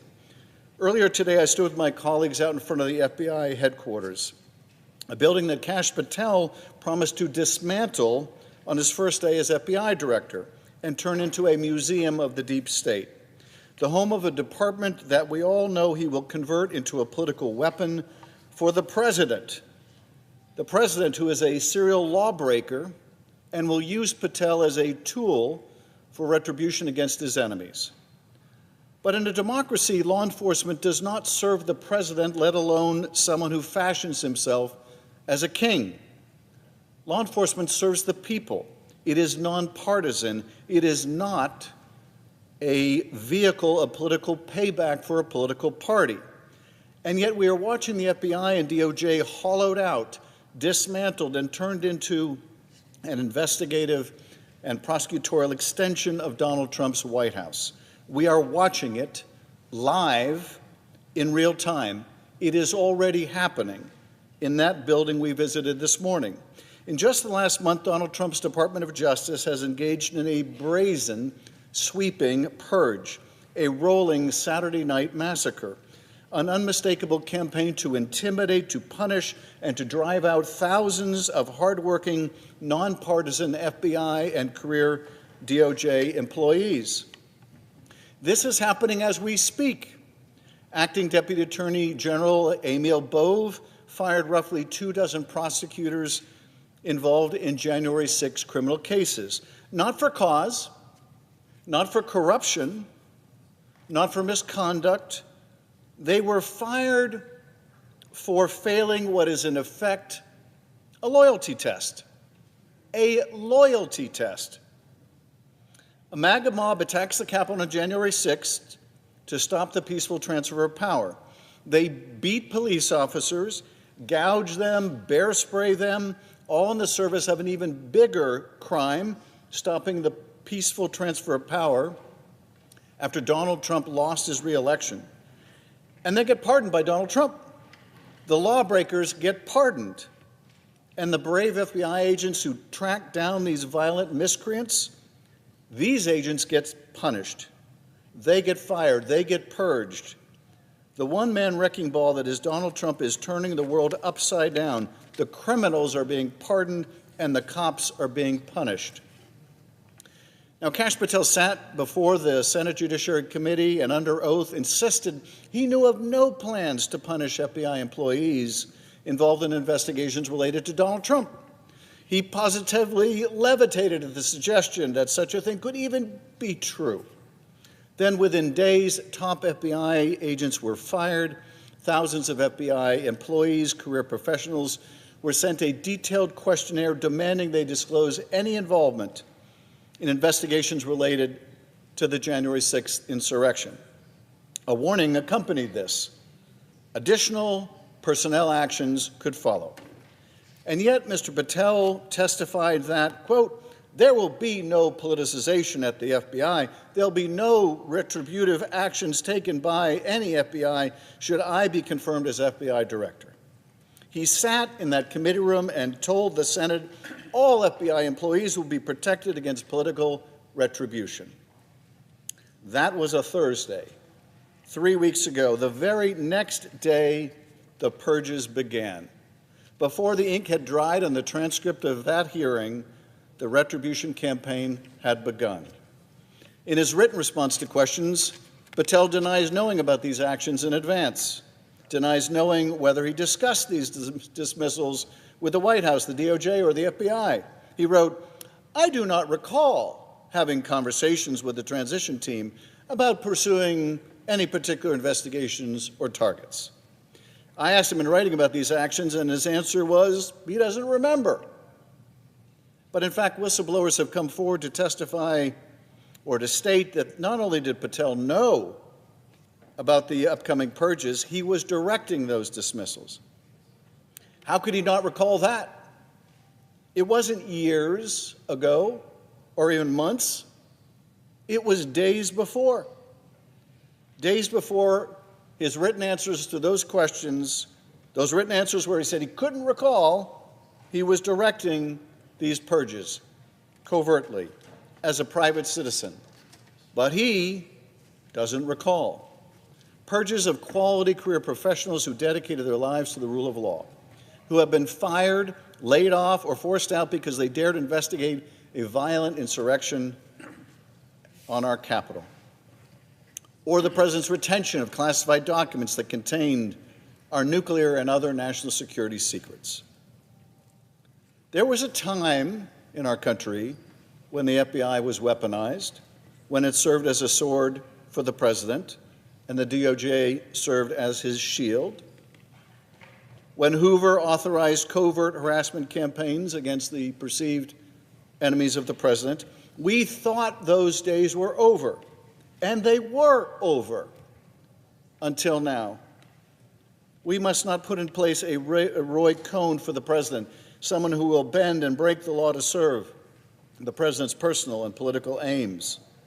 For therein lies the path to corruption, to unlimited power, and to malfeasance of the highest order. We put up guardrails to prevent one man and his cadre of company men from turning the Bureau and Department into a partisan and lawless battering ram. We must not take them down, because we know the road that lies ahead. And we know that Donald Trump cannot destroy the nonpartisan character of the FBI and the Department of Justice without his enablers. And Kash Patel is Donald Trump's hand-picked enabler and henchman, the guy who would say yes when everyone else would say no to any immoral and unlawful request made by Donald Trump, the guy who publicized his deep state list, almost half of whom are Republicans, the guy who worked for and retains millions of dollars in stock in a company supported by the Chinese Communist Party.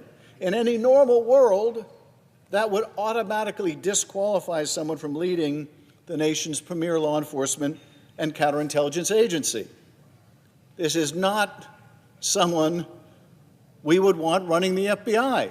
It would be unthinkable to confirm a nominee who's written an entire book in service of, quote, dramatically limiting and refocusing the scope of the FBI's authority.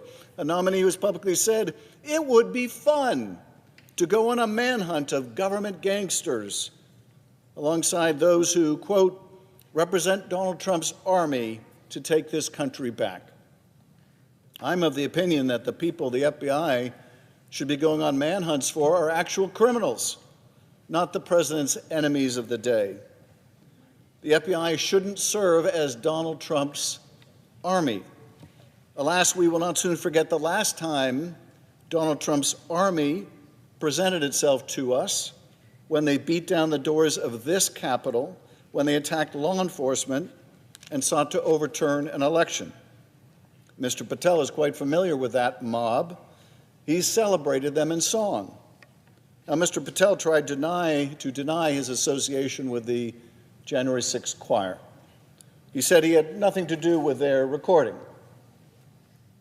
But earlier on Steve Bannon's podcast, he was all too proud to brag about it.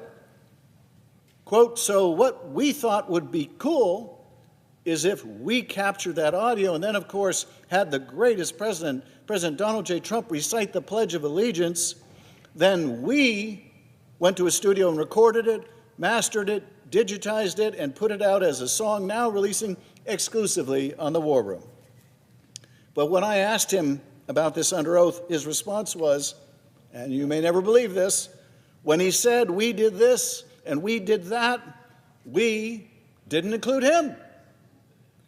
I don't know what's worse, taking credit for something he didn't do or doing something and then lying about it. But what I do know is this is not the character of someone who should be director of the FBI. At the hearing, I also asked him to turn and face the Capitol Police officers in the room. These officers from the same department that suffered such grievous injuries on January 6th. He couldn't do so. He couldn't look them in the eye. And I don't blame him for being too ashamed. He should be ashamed, celebrating their victimization in a song. He should be ashamed. And anyone voting to confirm him should be ashamed. And yet here we are, on a fast track to rubber stamp his confirmation, asked to turn a blind eye as he takes control of the most powerful law enforcement agency in the country. That is what my Republican colleagues seem poised to do, and I will ask again, how on earth did we get here? And where are we going? By confirming a nominee who is so plainly unqualified, who is tied up in shady business dealings with the CCP and the Kremlin, who made songs with violent cop beaters, who made memes of himself sawing the heads off of members of Congress. How on earth did we get here? Because we all know where this road ends. A weaponized FBI, investigations into anyone who stands up to Donald Trump, elected officials, journalists, Democrats, and Republicans, anyone. Now, I know some of my colleagues seek solace in the belief that if they just toe the line for long enough, they'll be spared. But we all know what happens when someone falls out of favor with Donald Trump. When you're inevitably asked to vote for something or do something so egregious that you cannot possibly continue to say yes. And when you reach that moment, when you're forced to cross the president or abandon your final line in the sand, it will be these moments you remember, the concessions to a wannabe authoritarian that you were willing to entertain, the lines you allowed him to cross so you would be spared his wrath. But you will not be spared. No one is. Not the veteran, nonpartisan employees at the FBI, not the maverick moderate members of this body, not even the most extreme supporters, left out in the cold the moment they are no longer valuable to this president. When, not if, when you fall out of favor with Donald Trump, Patel and others may be unleashed on you as well. My colleagues should remember there is more room under Donald Trump's bus than on it. Enabling his administration is a one-way street, and by continuing to go down it, you drive yourselves and the foundations of our democracy to the very precipice. My colleagues, we have a duty today, a duty to the Constitution and a duty to the American people. We have a duty to the 38,000 men and women of the FBI who put themselves and their lives on the line every single day. Those who work in the building where we stood this morning in the freezing cold and in communities and cities across the country, keeping us safe and secure. We must take that duty seriously, because if we confirm Kash Patel, knowing what we are getting, knowing where we are going, we will only have ourselves to blame. Mr. President, I yield back.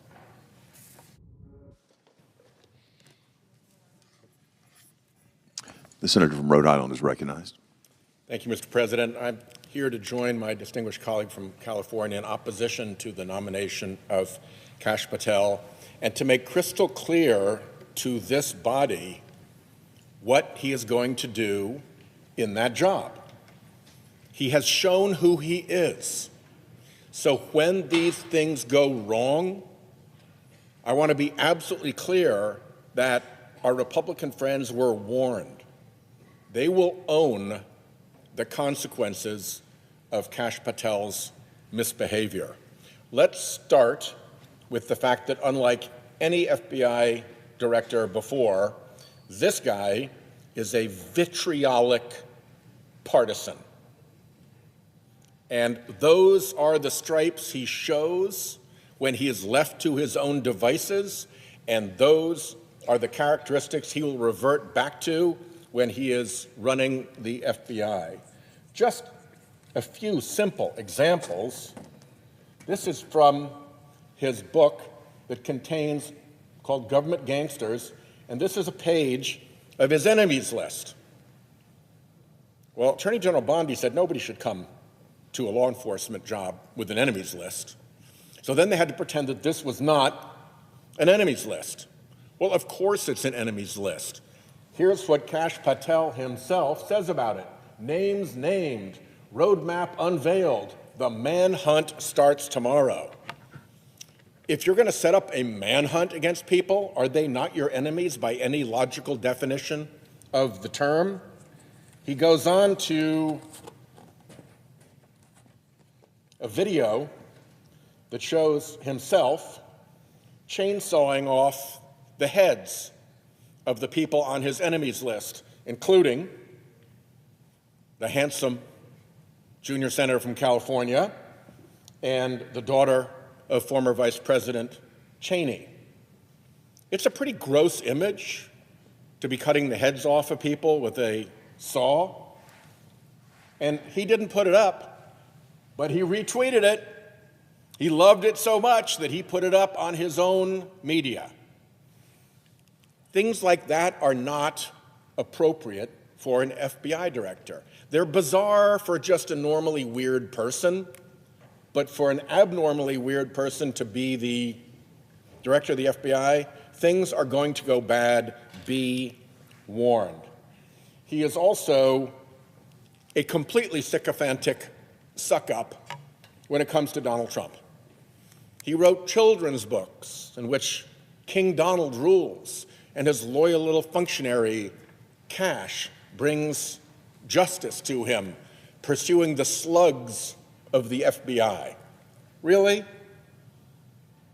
When the FBI is asked to investigate corruption in Trump world, do you think Kash Patel will rise to the occasion, or do you think he'll participate in a cover-up?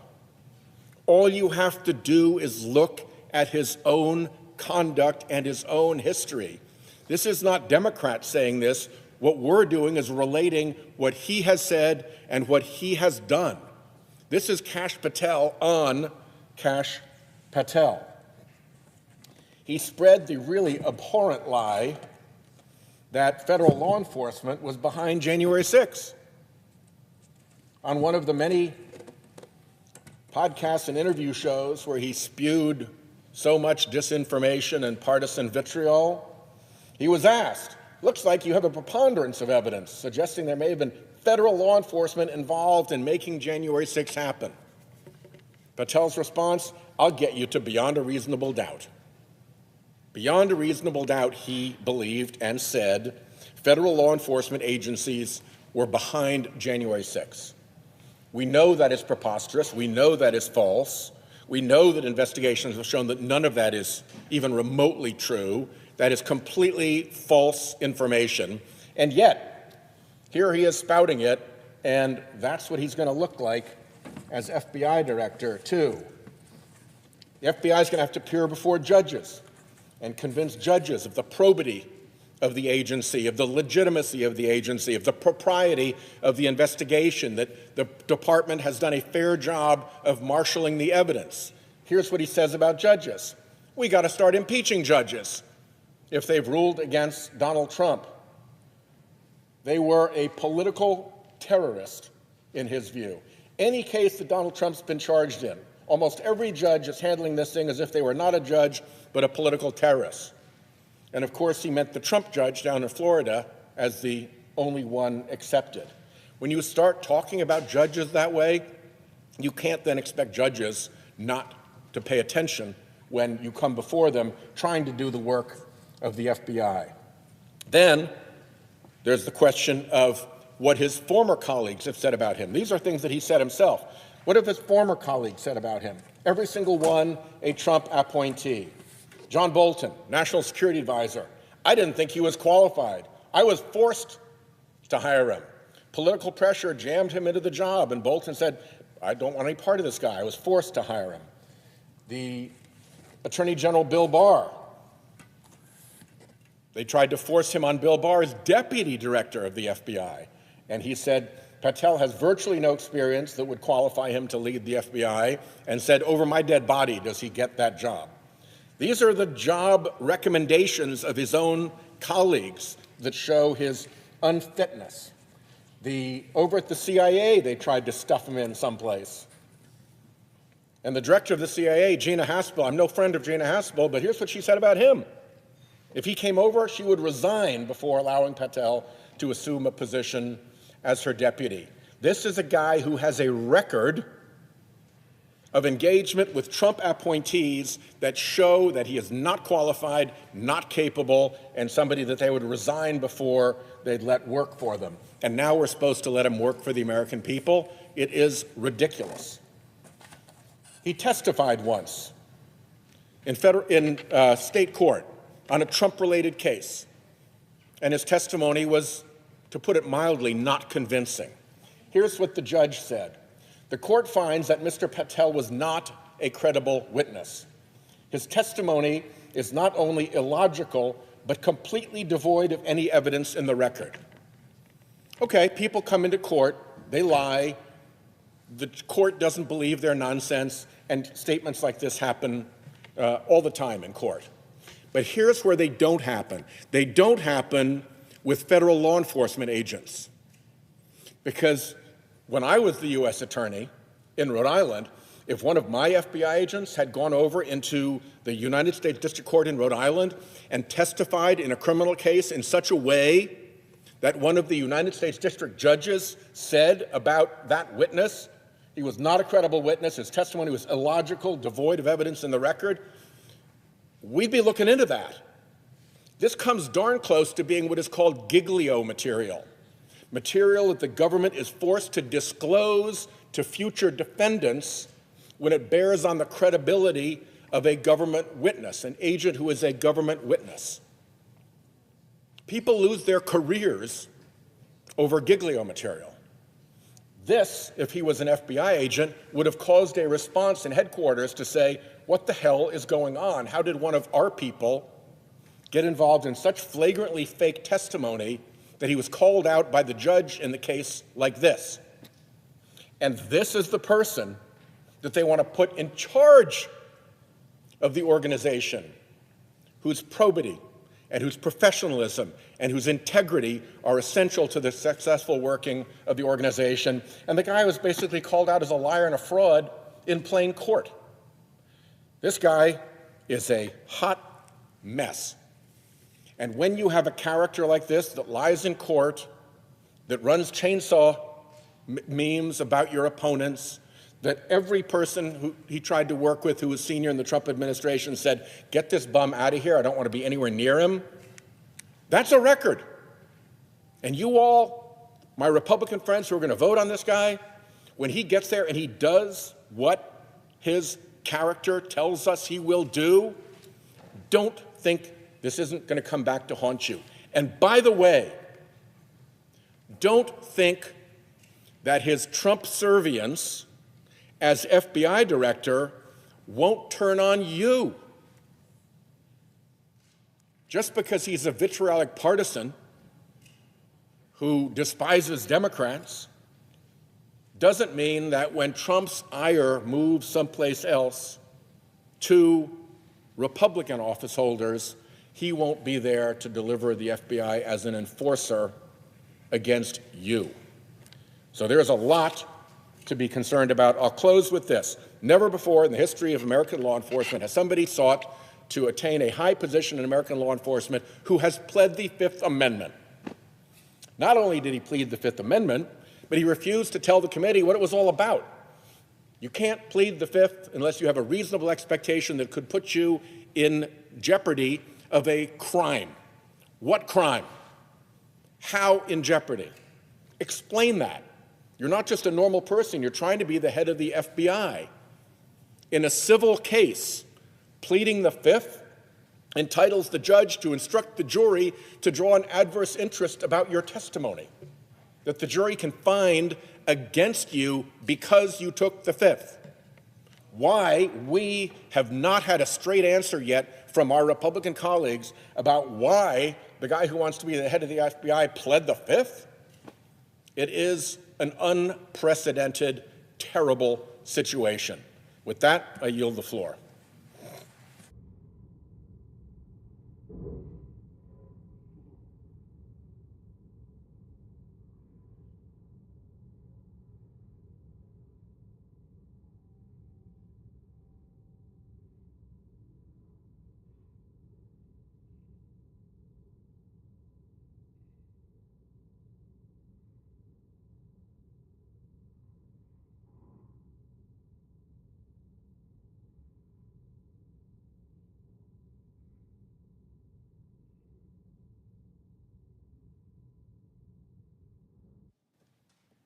Mr. President.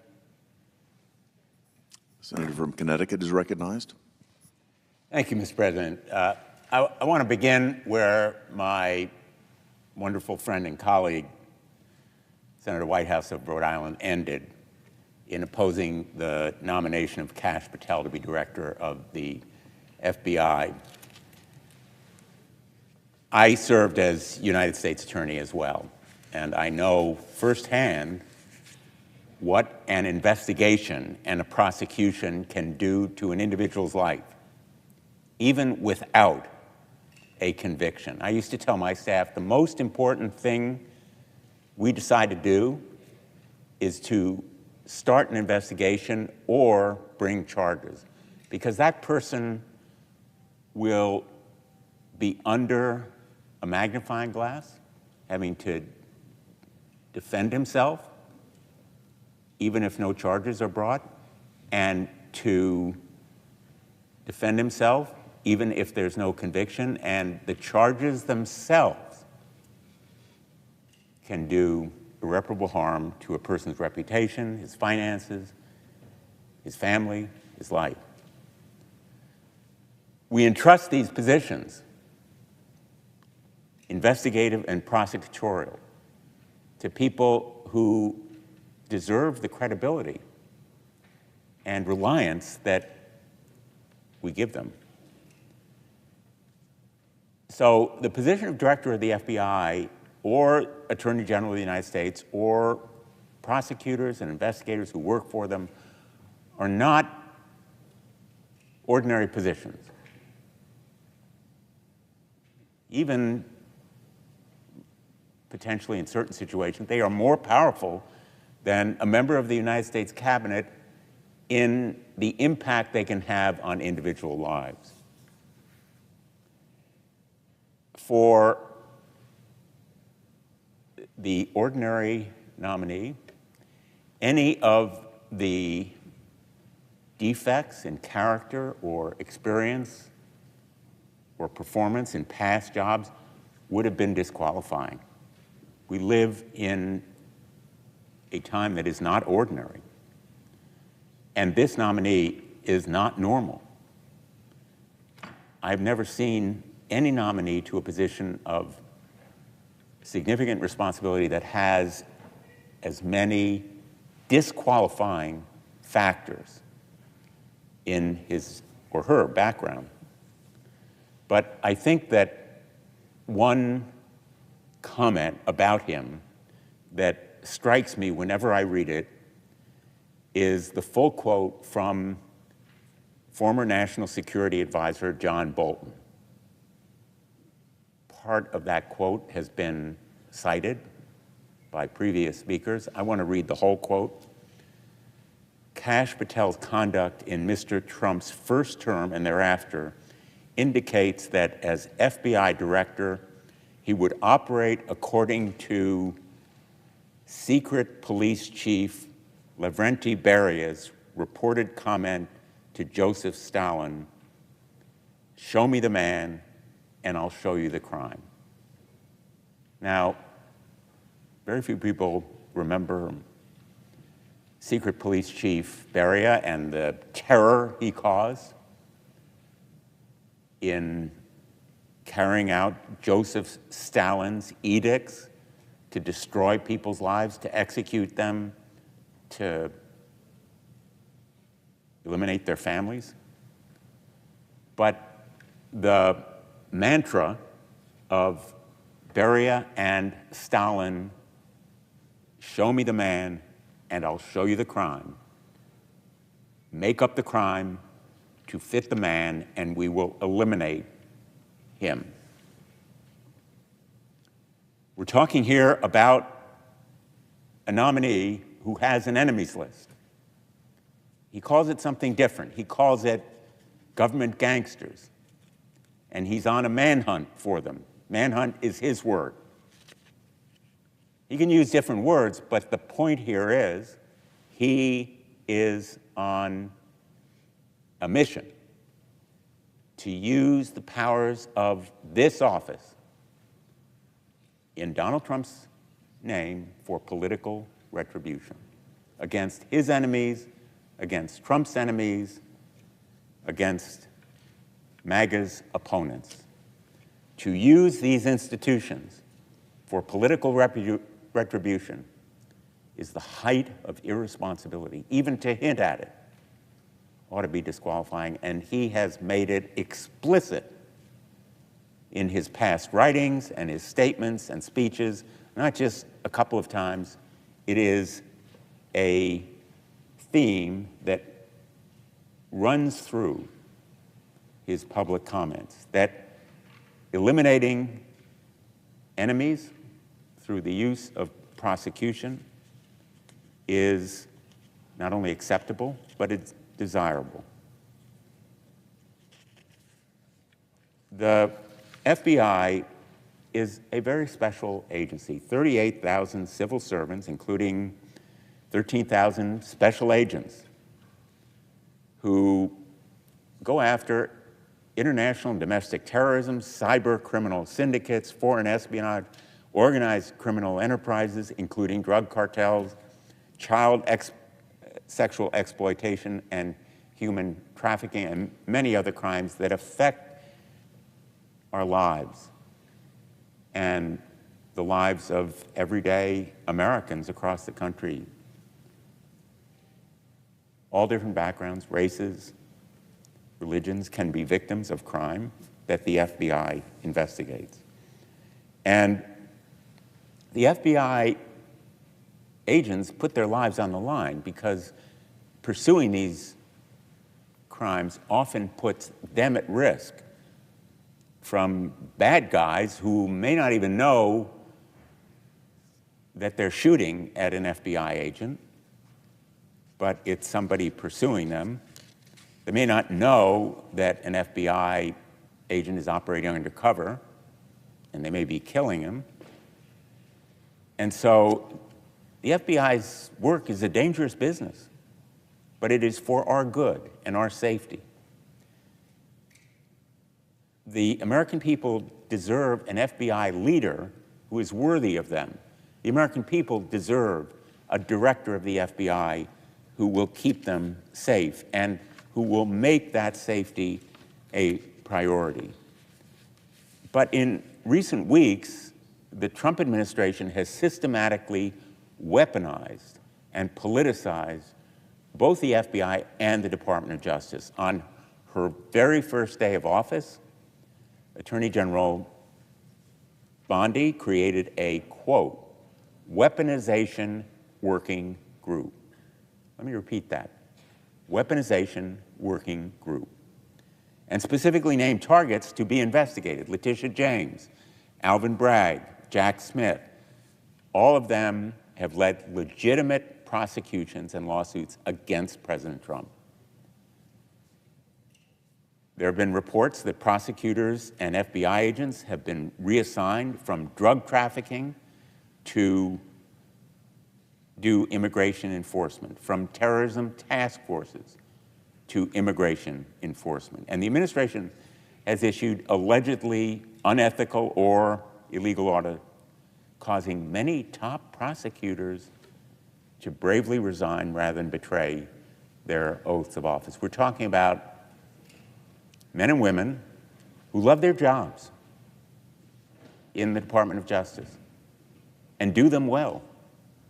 And they have sacrificed those jobs because they were ordered to take action that was unethical or illegal in their view.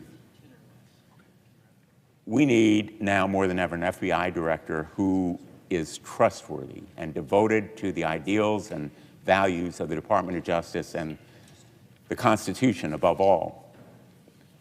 Anyone taking one of those jobs raises their right hand and swears an oath to the Constitution, not to the President, not to the Attorney General, not to any other official. It is to the Constitution.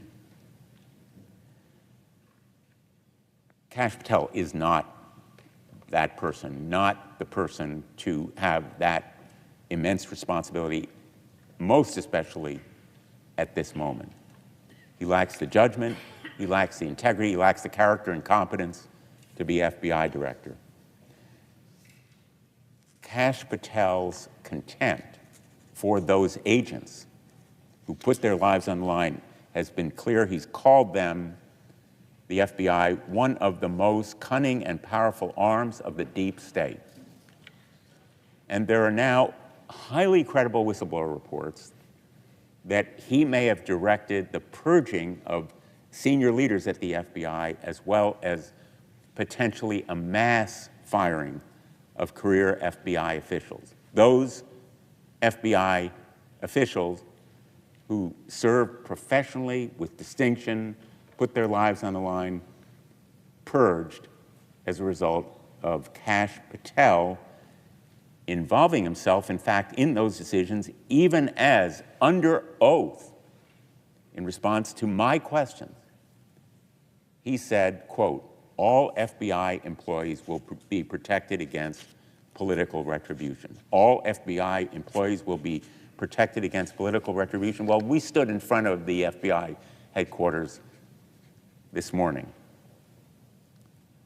In that very building, there are individuals who will be fired because they took assignments. They didn't choose, they were assigned to criminal investigations that happened to involve Donald Trump. Political retribution at its very height. And if he directed the purging of those FBI agents, contrary to the assurances he made to our committee at his nomination committee, Kash Patel was certainly less than truthful with us. I have not been without criticism of the FBI. None of us have been. No agency is perfect. But I am also betting that members of the FBI would say there's room for improvement in this agency. Kash Patel would slash and trash the FBI, not improve it. He would engage in political retribution, not constructive reform. He would weaponize the FBI with that enemies list.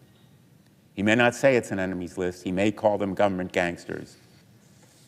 But that manhunt would involve political retribution. And he has conspiracy theories. He's trafficked in them. He said he agrees with a lot of what QAnon says. He engages in election denialism, refusing to say that President Biden won the 2020 election. He's even suggested that the FBI planned the January 6th attack on the Capitol. And he has glorified those rioters by calling them political prisoners and, in fact, aiding them in their defense, even the rioters who attacked and assaulted police officers and did them grave injury and in some instances contributed to their deaths. He has joined them in song, producing the J6 choir's recording. And he has refused to be honest when it really matters, pleading the Fifth Amendment in the case about Donald Trump's handling of classified documents, and then denying us, or at least refusing to cooperate in providing us with access to the testimony that he offered. The litany of questionable comments, actions by this nominee shows he lacks the character and competence for this job. I've talked about roughly half a dozen various different facts in his background, statements, comments, actions that would be individually disqualifying. Altogether, they paint a picture of someone who has no proper role anywhere near a law enforcement agency, let alone director of the FBI. I'm appalled that my Republican colleagues voted for him in committee unanimously on their side. I'm appalled that so few may vote against him on the floor today. But I am absolutely sure of this one thing. This vote will haunt anyone who votes for him. They will rue the day they did it. To my Republican colleagues, think about it. Think about what you will tell your constituents, more important, your family, maybe your grandchildren, about why you picked and voted for this person who will so completely and utterly disgrace this office and do such grave damage to our nation's justice system. Mr. President, I yield the floor.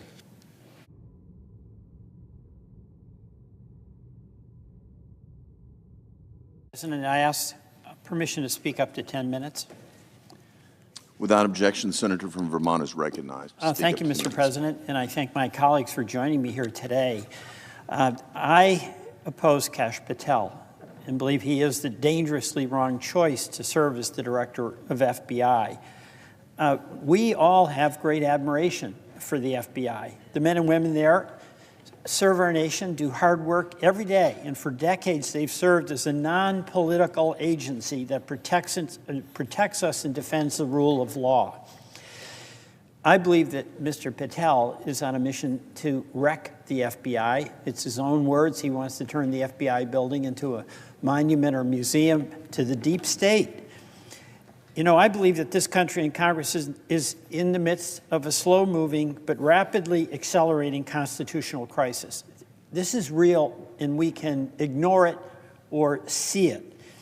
It began most visibly, of course, on January 6, 2021, when two norms of this republic, the peaceful transfer of power and the renunciation of violence to affect the outcome of a vote count and certification, were breached, and where many members of the House and Senate also voted against certifying the election of the person chosen by the people in their own states. The president continues to say that the election was stolen, and he has coached his nominees to embrace the big lie. Mr. President, the first month of the Trump administration has shown a contempt for the Constitution, an acceptance of lawlessness that is dangerous to the future of our republic. President Trump's election denialism was only an early sign of his disregard for the norms and requirements of the Constitution. Now empowered in his second term by a Congress and a judiciary which refused to assert their independence, Mr. Trump has enacted executive order after executive order to dismantle our institutions. He doesn't have the authority to do what he's doing. The federal funding freeze, clearly unconstitutional, invasion of the Article 1 power of the purse, shutting down agencies created by Congress without authority, revoking birthright citizenship, a constitutional provision that he asserts he can do by executive order, removing leaders of independent agencies created by Congress, clearly unlawful, firing inspectors general in violation of notice requirements created by Congress, unlawful, firing government employees who have civil service protections, clearly unlawful, and pushing, really, a quid pro quo order at the Department of Justice to drop charges against a corrupt mayor in New York so he'll accede to whatever the wishes are of the Trump administration regarding local enforcement. And that's only a short list. And we have reached a point where a federal judge has found that the White House defied his order to release billions of dollars in federal grants, marking the first time that a judge has expressly declared that the Trump administration is disobeying a judicial mandate. That is trouble.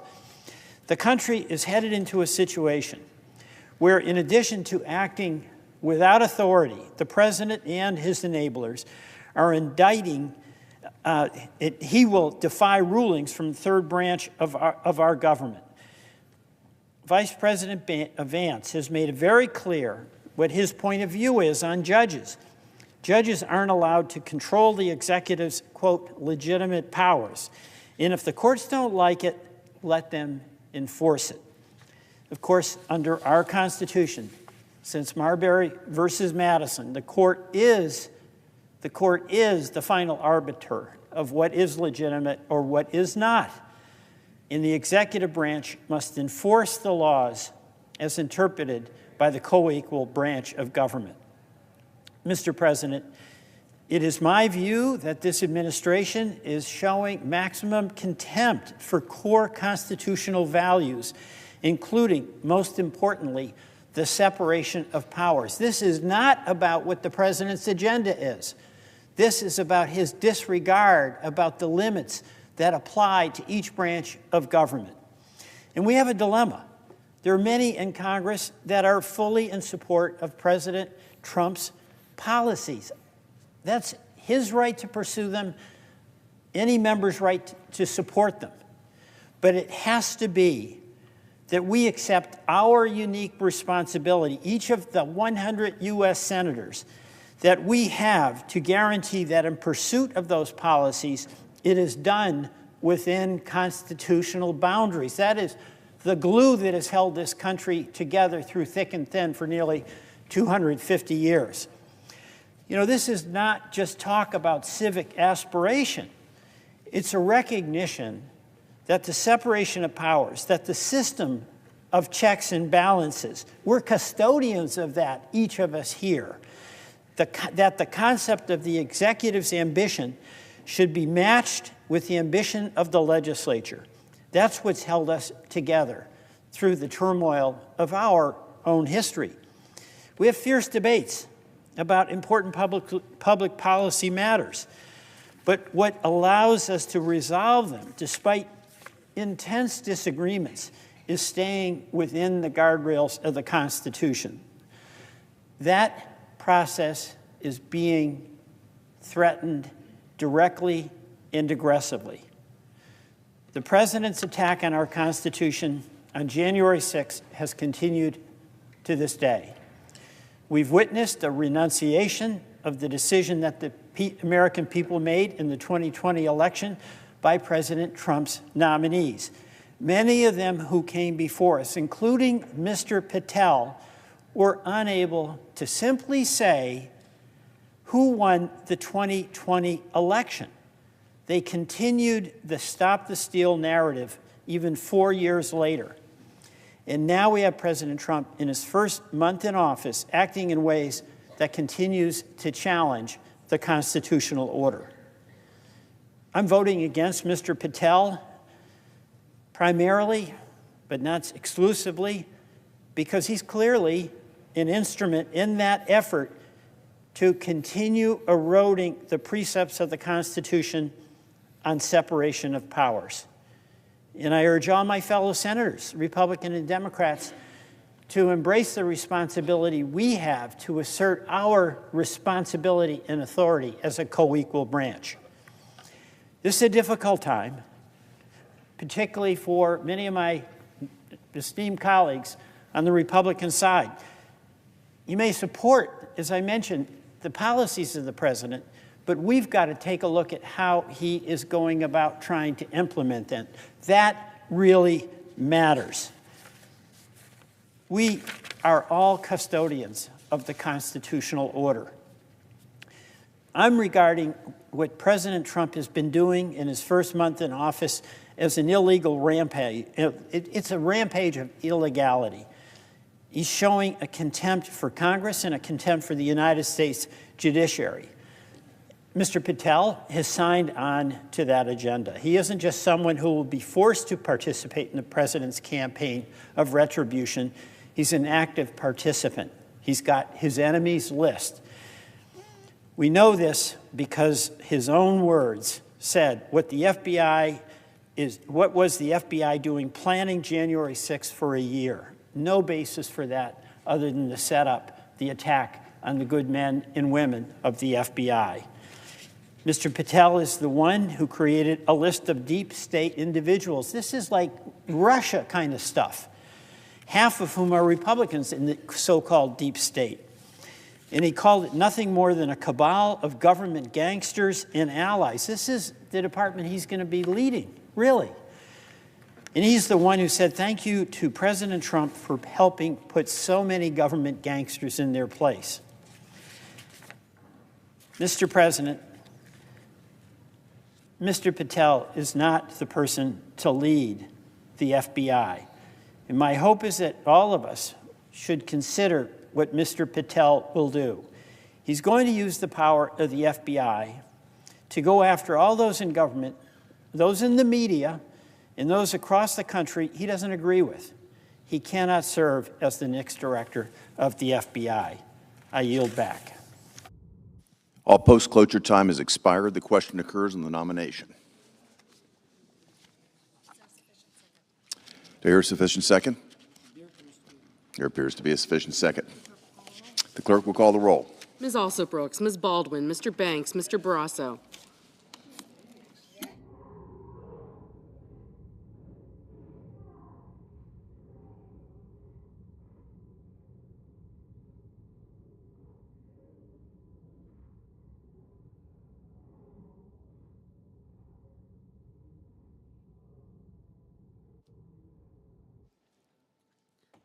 Mr. Bennett.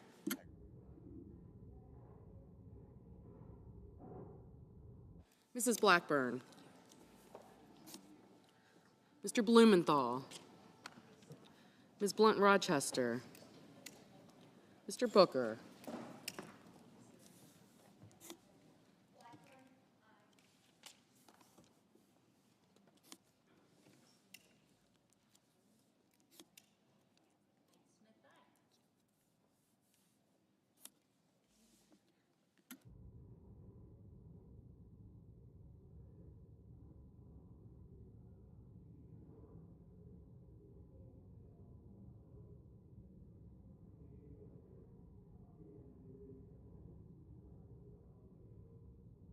Mr. Bozeman, Mrs. Brett, Mr. Budd, Ms. Cantwell, Mrs. Capito,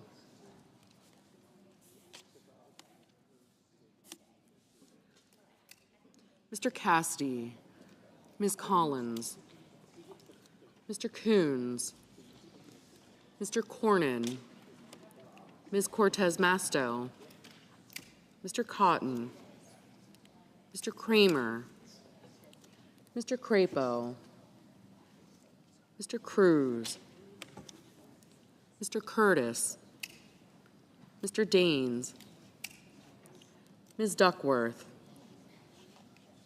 Mr. Durbin, Ms. Ernst,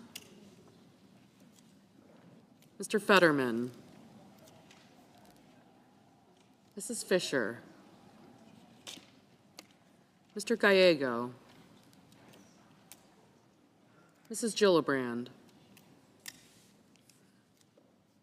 Mr. Graham, Mr. Grassley, Mr. Haggerty, Ms. Hassan, Mr. Hawley, Mr. Heinrich, Mr. Hickenlooper, Ms. Hirono,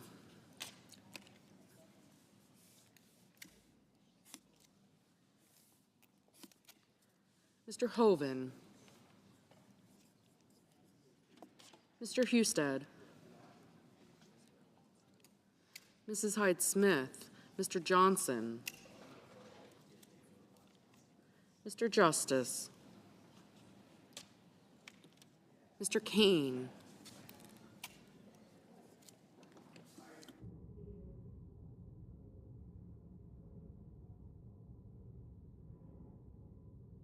Mr. Kelly, Mr. Kennedy,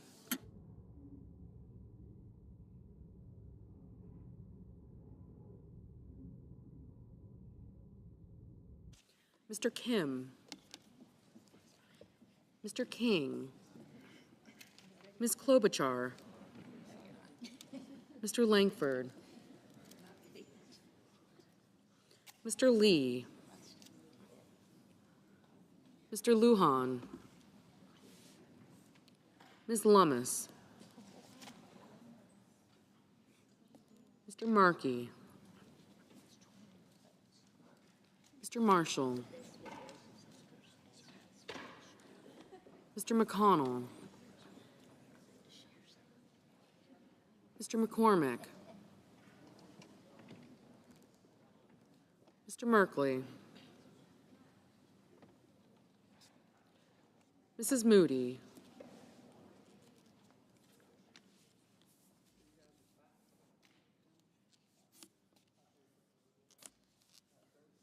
Mr. Moran, Mr. Moreno, Aye. Mr. Mullen, Ms. Murkowski, Mr. Murphy, Mrs. Murray,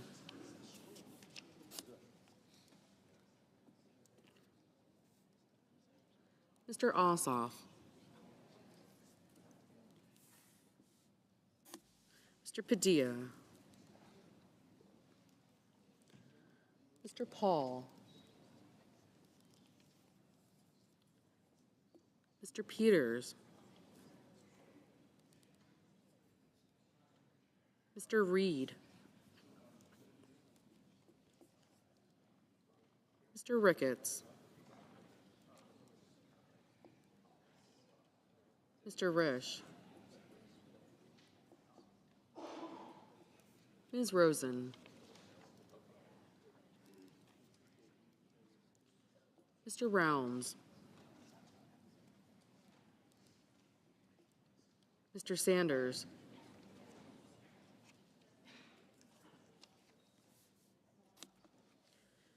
Mr. Schatz, Mr. Schiff, Mr. Schmidt, Mr. Schumer,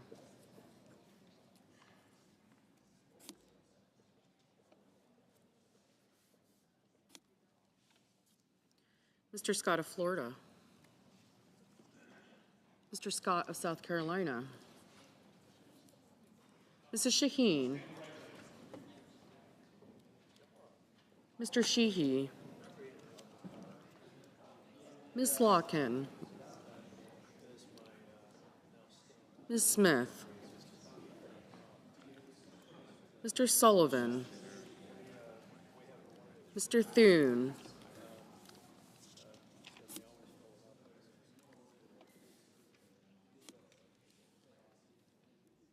Mr. Tillis, Mr. Tuberville.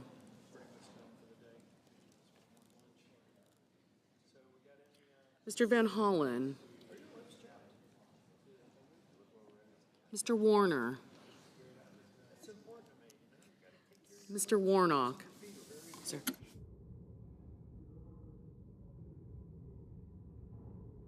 Ms. Warren. Mr. Welch. Mr. Whitehouse. Mr. Wicker. Mr. Wyden. Mr. Young.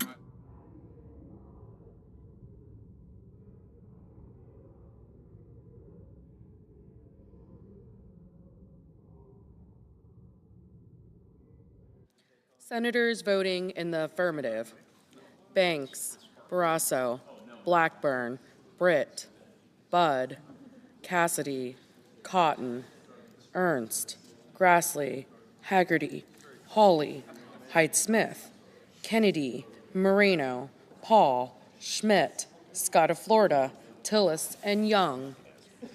Senators voting in the negative: Duckworth, Durbin, King, Lujan, Murkowski, Murphy, Padilla, Peters, Sanders, Warner, and Welch. Ms. Slotkin, no.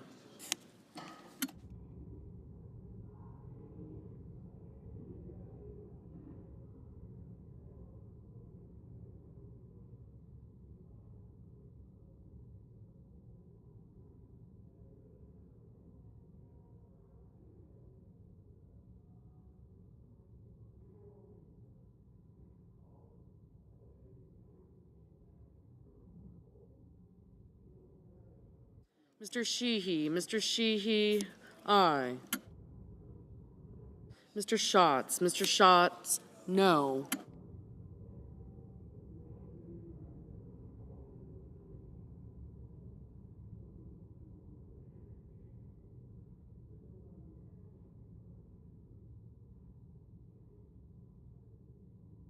Mrs. Moody, aye.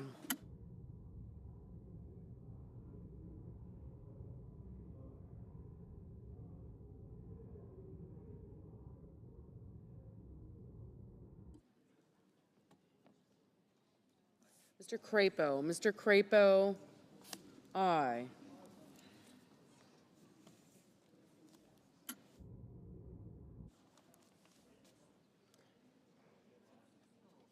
Mr. Scott of South Carolina, aye. Ms. Rosen, no.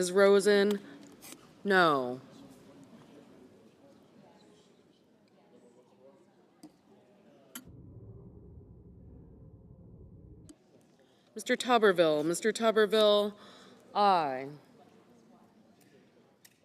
Mr. Husted, aye. Mr. Johnson, aye.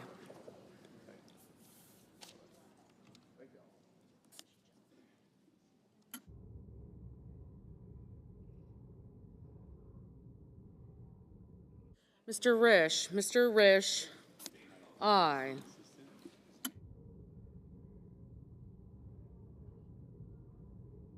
Mr. Kelly, no.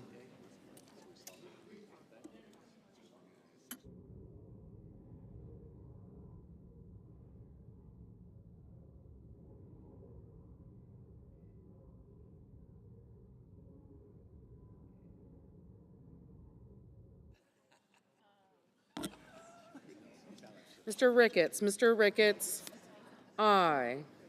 Mr. Blumenthal, no. Mr. Daines, aye. Mr. Justice, aye.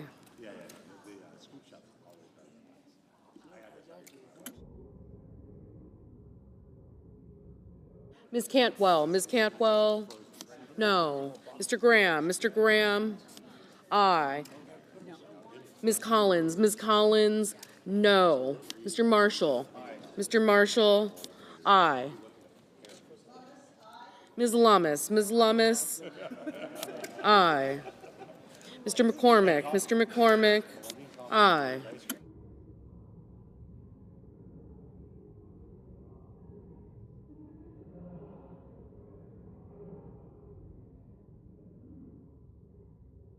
Mr. Schumer, no. Mrs. Gillibrand, no.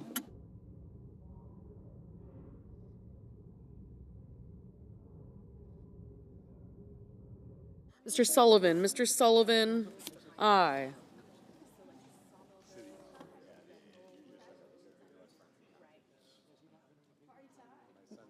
Mr. McConnell, aye. Mr. Wyden, no.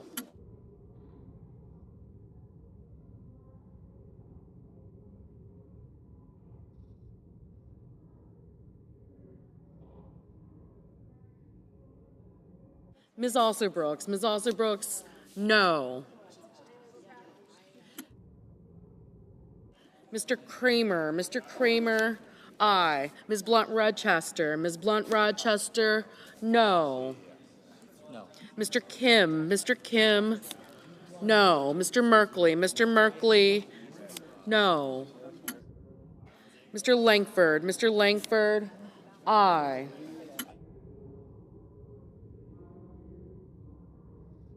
Mr. Kane, no.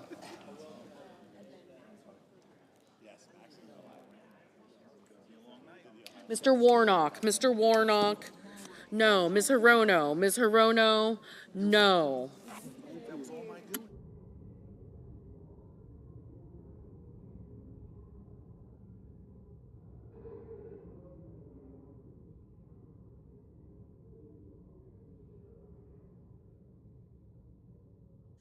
Mr. Booker, no.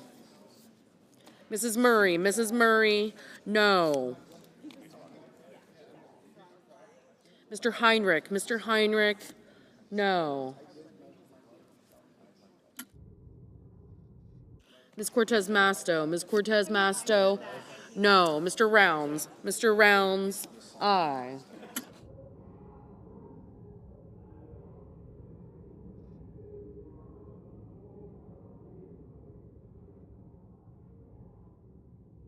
Mr. Moran, aye.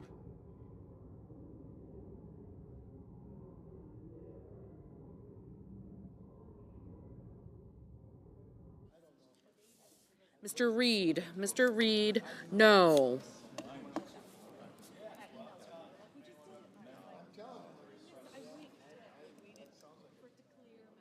Mr. Thune, aye.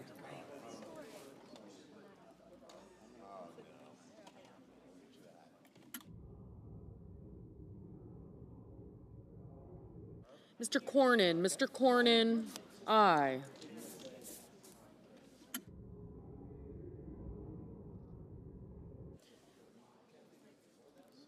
Ms. Warren, no. Ms. Hassan, no. Mr. Ossoff, no.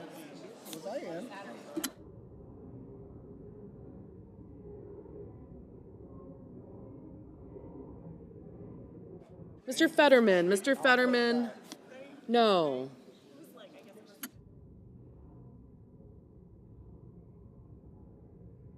Ms. Smith, no.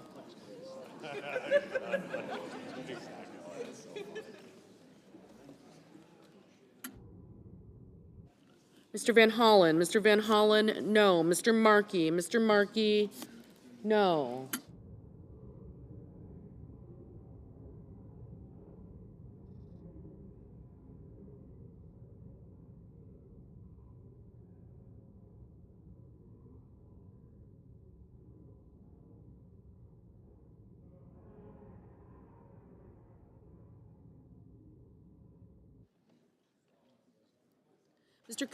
Mr. Coons, no.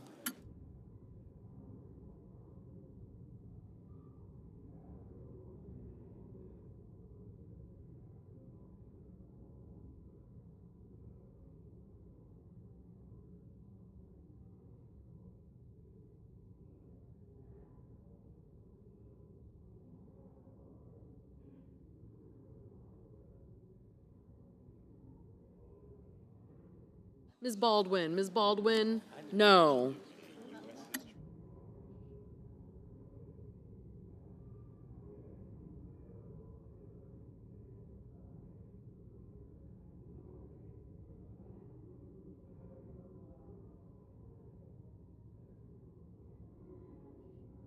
Mr. Hickenlooper. Mr. Hickenlooper, no.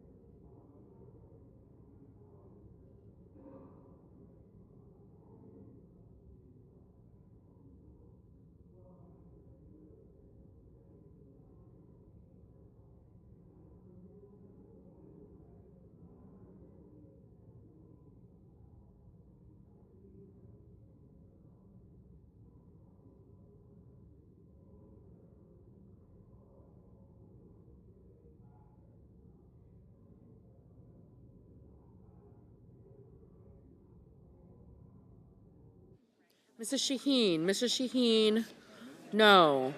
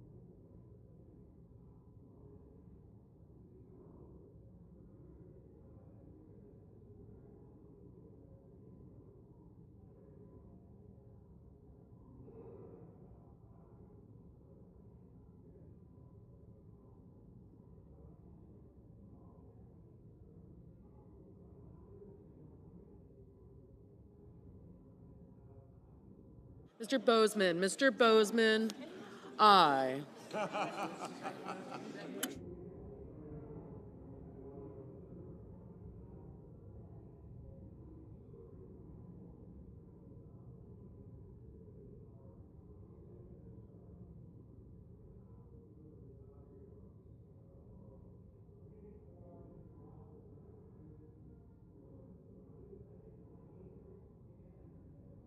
Ms. Klobuchar. Ms. Klobuchar, no. Mr. Hoven. Mr. Hoven, aye.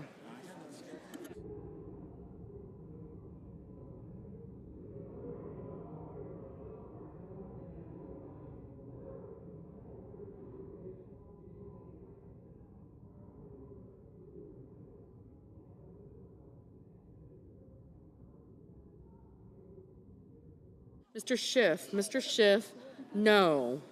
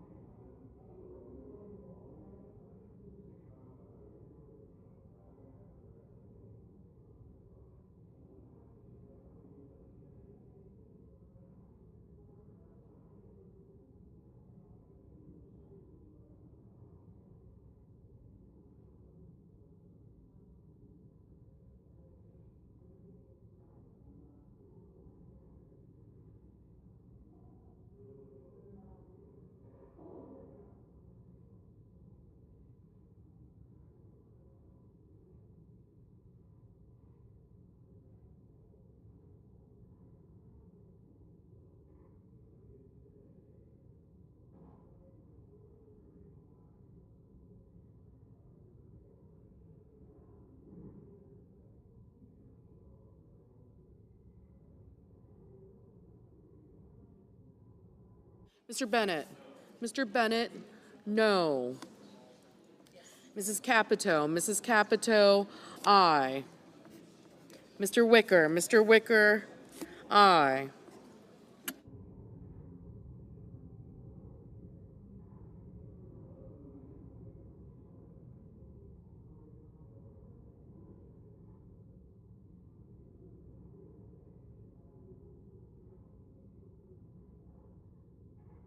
Mrs. Fisher. Mrs. Fisher, aye.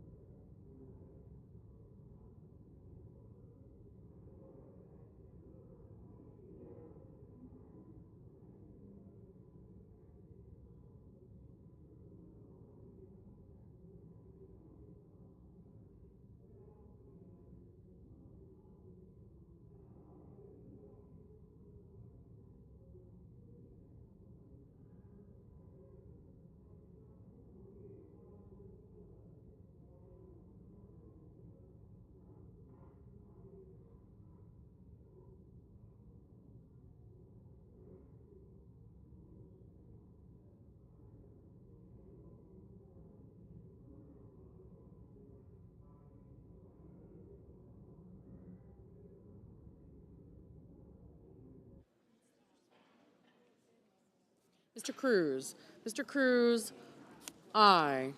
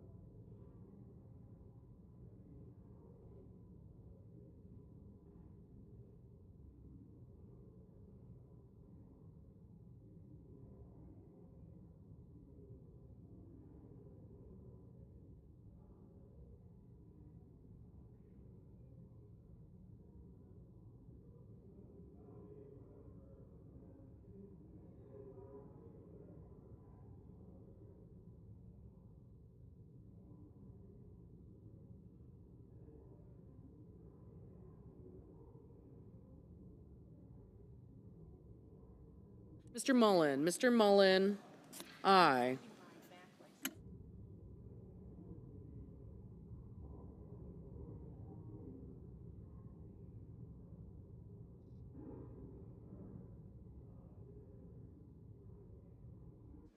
Mr. Lee. Mr. Lee, aye.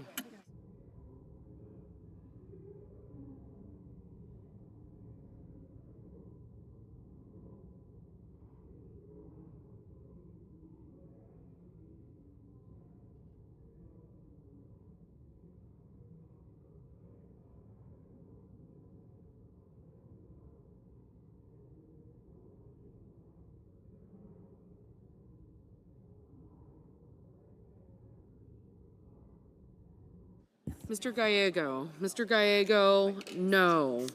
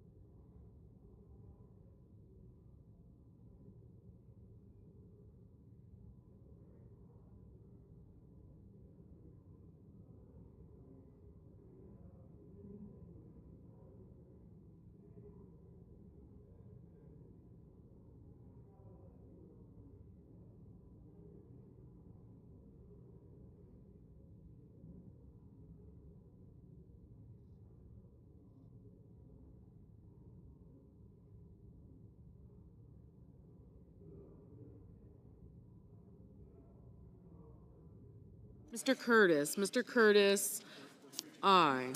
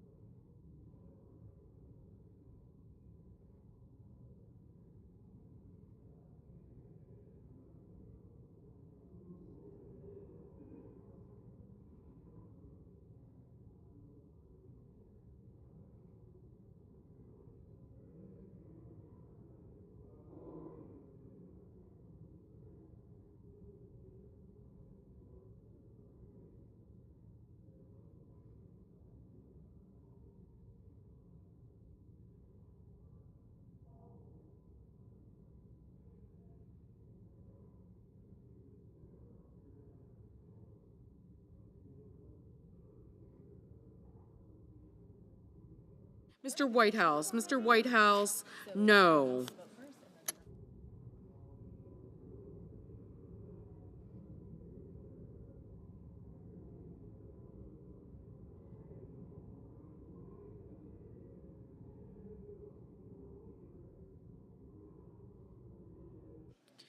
The yeas are 51, the nays are 49. The confirmation is confirmed. Under the previous order, the motion to reconsider is considered made and laid upon the table, and the President will be immediately notified of the Senate's actions.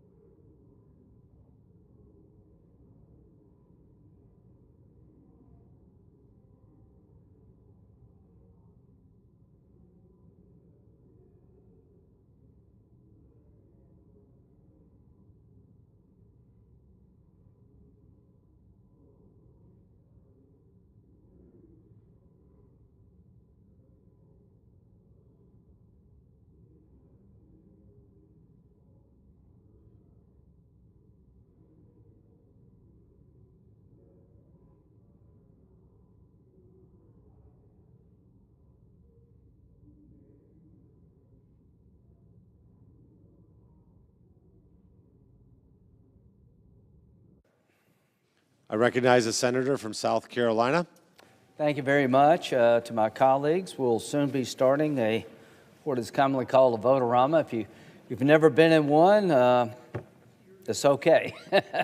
But no, it's a chance to have a spirited discussion and debate about policy and about the budget resolution. So what's happened here is that the Budget Committee reported out Senate Concurrent Resolution 7 that will allow through the reconciliation process the spending of money and the reduction of spending based on different committees. This resolution allows for $175 billion of border and immigration policy enhancements, but it doesn't spend a penny. It allows the Judiciary Committee and the Homeland Security Committee to come up with up to $175 billion plan to secure our border and do immigration reform. And what will happen is that those two committees, Mr. President, will work with the Trump administration to meet their priorities. There's nothing in this resolution directing one dime of spending, and no spending bill can be implemented without presidential signature. So I want to make sure that's clear. There's $150 billion in increased defense spending. Why? Because we have a lot of threats. Since the withdrawal of Afghanistan, radical Islam is on the rise. We've got a hot war with Russia and Ukraine. Israel's facing enemies on 7 sides. We've provided weapons to our allies in Ukraine and Israel. We've run out of 155 howitzer rounds for a while. We've got to reinforce our industrial base. We need more money into our military yesterday to make sure that we can deter a war, and if we get into a war, we win it. So the $150 billion will be allocated by the Armed Services Committee. We don't direct how the $150 billion is spent. We just allow the Armed Services Committee to spend that much if they choose. They decide what to spend it on. So this idea that there's somehow money in this resolution for Ukraine or any other specific purpose is not true. All we do is create a number for the committees to mark up to, and it's up to the committee as to what is in the $150 billion package. And to all the colleagues here, you'll eventually get to vote on that work product. And if you don't like it, you can vote no, and eventually that work product will have to be signed by the president. So that's the way the process works. But what we're doing today is jump-starting a process that will allow the Republican Party to meet President Trump's immigration agenda through the reconciliation process. And the Democrats used this very process to pass Obamacare and the Inflation Reduction Act. We're going to use it to secure our border. We're not going to grow the government just for the sense of growing the government. We're not going to create the Green New Deal. We're going to create border security transformational in nature. Ladies and gentlemen, we're about to embark on a plan to jumpstart the most transformational border security bill in the history of the United States, because we need it yesterday. We've had 11 million people come to this country legally. Fentanyl kills 3,000 Americans every 2 weeks. It comes across that southern border. We're running out of detention space to hold people. Tom Homan, the border czar, came to the Republican Senate last week or 2 weeks ago and said that ICE is out of money. This resolution jumpstarts the process to get Tom Homan the money he needs to fill the promises we made, to build more detention beds so you don't have to let people go. Laken Riley's murderer was in detention and released because of lack of bed space, wound up killing the young lady. That should never happen again. When you're detained, we should hold you and process you according to law, not release you. We need more detention beds. We need to finish the wall. This $175 billion will be allocated by the committees in question, and it will allow President Trump to finish the wall, secure the border, and deport criminals. ICE is out of money. If you think it's a good idea to go after the criminal gangs that have come here over the years illegally, then you're right.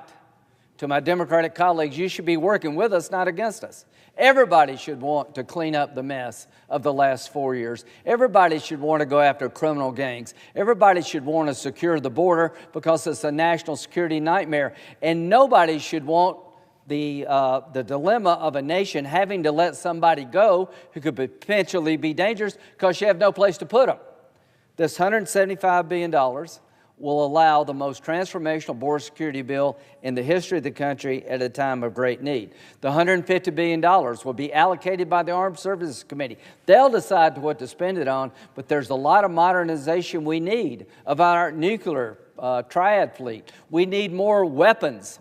Our stockpile is low. There's a bunch of things we can spend the $150 billion on, but we'll let the Armed Services Committee decide those priorities. When it comes to the border security $175 billion plan, the committees of jurisdiction will allocate that money, not this resolution. But without this resolution, we can't move forward. Why is this resolution important? Without this bill passing, Senate Concurrent Resolution 7, there is no hope of getting money for the border the way it needs to be done. Without this resolution passing tonight or early tomorrow, we're not going to get any money for the military without having to negotiate non-military spending increases. We don't have a lack of spending problem in our country. We have spent way too much on things that don't matter enough. Part of this process will be committees finding offsets, reducing spending. So we're telling the Armed Services Committee, spend $150 billion the way you see fit.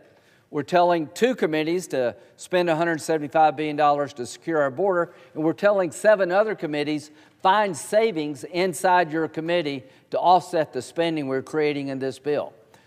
I think they can do that. I think what DOGE is doing is good. This is a form of that. Every committee that's been instructed to save at least $1 billion will be able finally to go into the committee itself, what they spend on, and reduce spending because we're directing them to. My hope is that the $342 billion we're going to spend to secure our border, help the military, enhance the Coast Guard, will be offset with $342 billion of cuts in other parts of the government. We can do it, but this resolution has to pass or we won't do it. I'm highly confident that the Republican chairman of the committees in question will deliver. I'm highly confident that we can find savings in the government to offset the spending we're creating. The Democratic Party used this process for the Green New Deal. They used this process for Obamacare. We're using this process to help our military, who needs help, to secure a border that's been broken, and enhance the Coast Guard. That's the difference. We're doing things that need to be done to make us safe.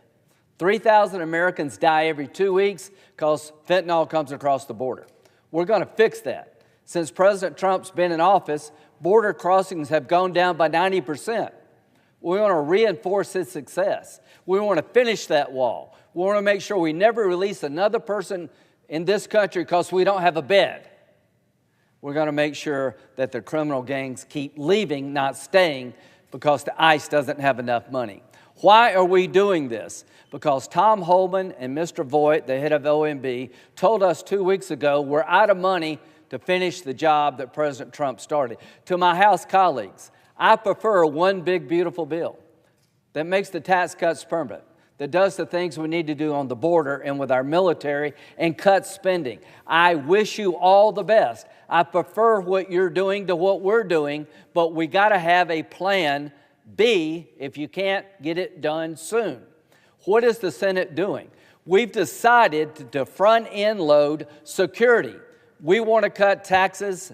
We want to make the tax cuts permanent. We're going to work with our House colleagues to do that. They expire at the end of the year, but we have time to do that. It is the view of the Republican Senate that when it comes to border security, we need not fail. We should have the money now to keep the momentum going. When it comes to the Republican Senate, we believe the military needs money now because the world's on fire. To my House colleagues, we will all get there together.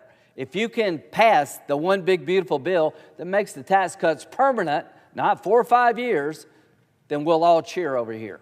Nothing would please me more than Speaker Johnson being able to put together the bill that President Trump wants. I want that to happen, but I cannot sit on the sidelines and not have a plan B. This nation is under threat. The illegal immigrants who have come here by the millions need to be sent back by the millions. The border needs to be secured. The wall needs to be finished. We need more detention space. We need to upgrade our military capability now. The reason we're doing it now is because we were told ICE is out of money now. So I'm hoping that the House can deliver, but I am very confident that the Senate, early in the morning, Republicans, not one Democrat vote, will set in motion a process that will transform our border security to the most modern, aggressive border security plan in the history of the country, north and south, that will set in motion $175 billion of new spending to secure the border in a way that's never been achieved in the past. If this resolution fails, God help us all. If this resolution passes, help is on the way. If you believe that America needs to be serious about securing our border, this bill gets the job done. If you believe the military needs to be stronger, not weaker at a time of threat, this bill gets it done. If you believe the Coast Guard needs more capability to deal with drugs and national security threats, this bill delivers. This is a security bill. This is a bill that will combat fentanyl killing Americans. There are more Americans dying every 2 weeks from fentanyl than on 9/11. Hundreds of thousands of young Americans, young and old, but mostly young, have died from fentanyl poisoning coming across that southern border. We're going to go after those cartels. I'm confident that President Trump is the new sheriff in town that we need. But without resources, it won't work. Tom Holman came to us and begged us for money to continue the plan he's enacted to get gangs out of this country, to secure that border, to have more detention space. Tom, we heard you. We're going to meet your needs. So I'm excited about this debate. I'm excited about Republican-led committee chairman, finding ways to reduce spending to pay for this. This is a big deal, folks. The Republican Party is going to go all in on border security. We're going to upgrade our defense capability, and we're going to pay for it.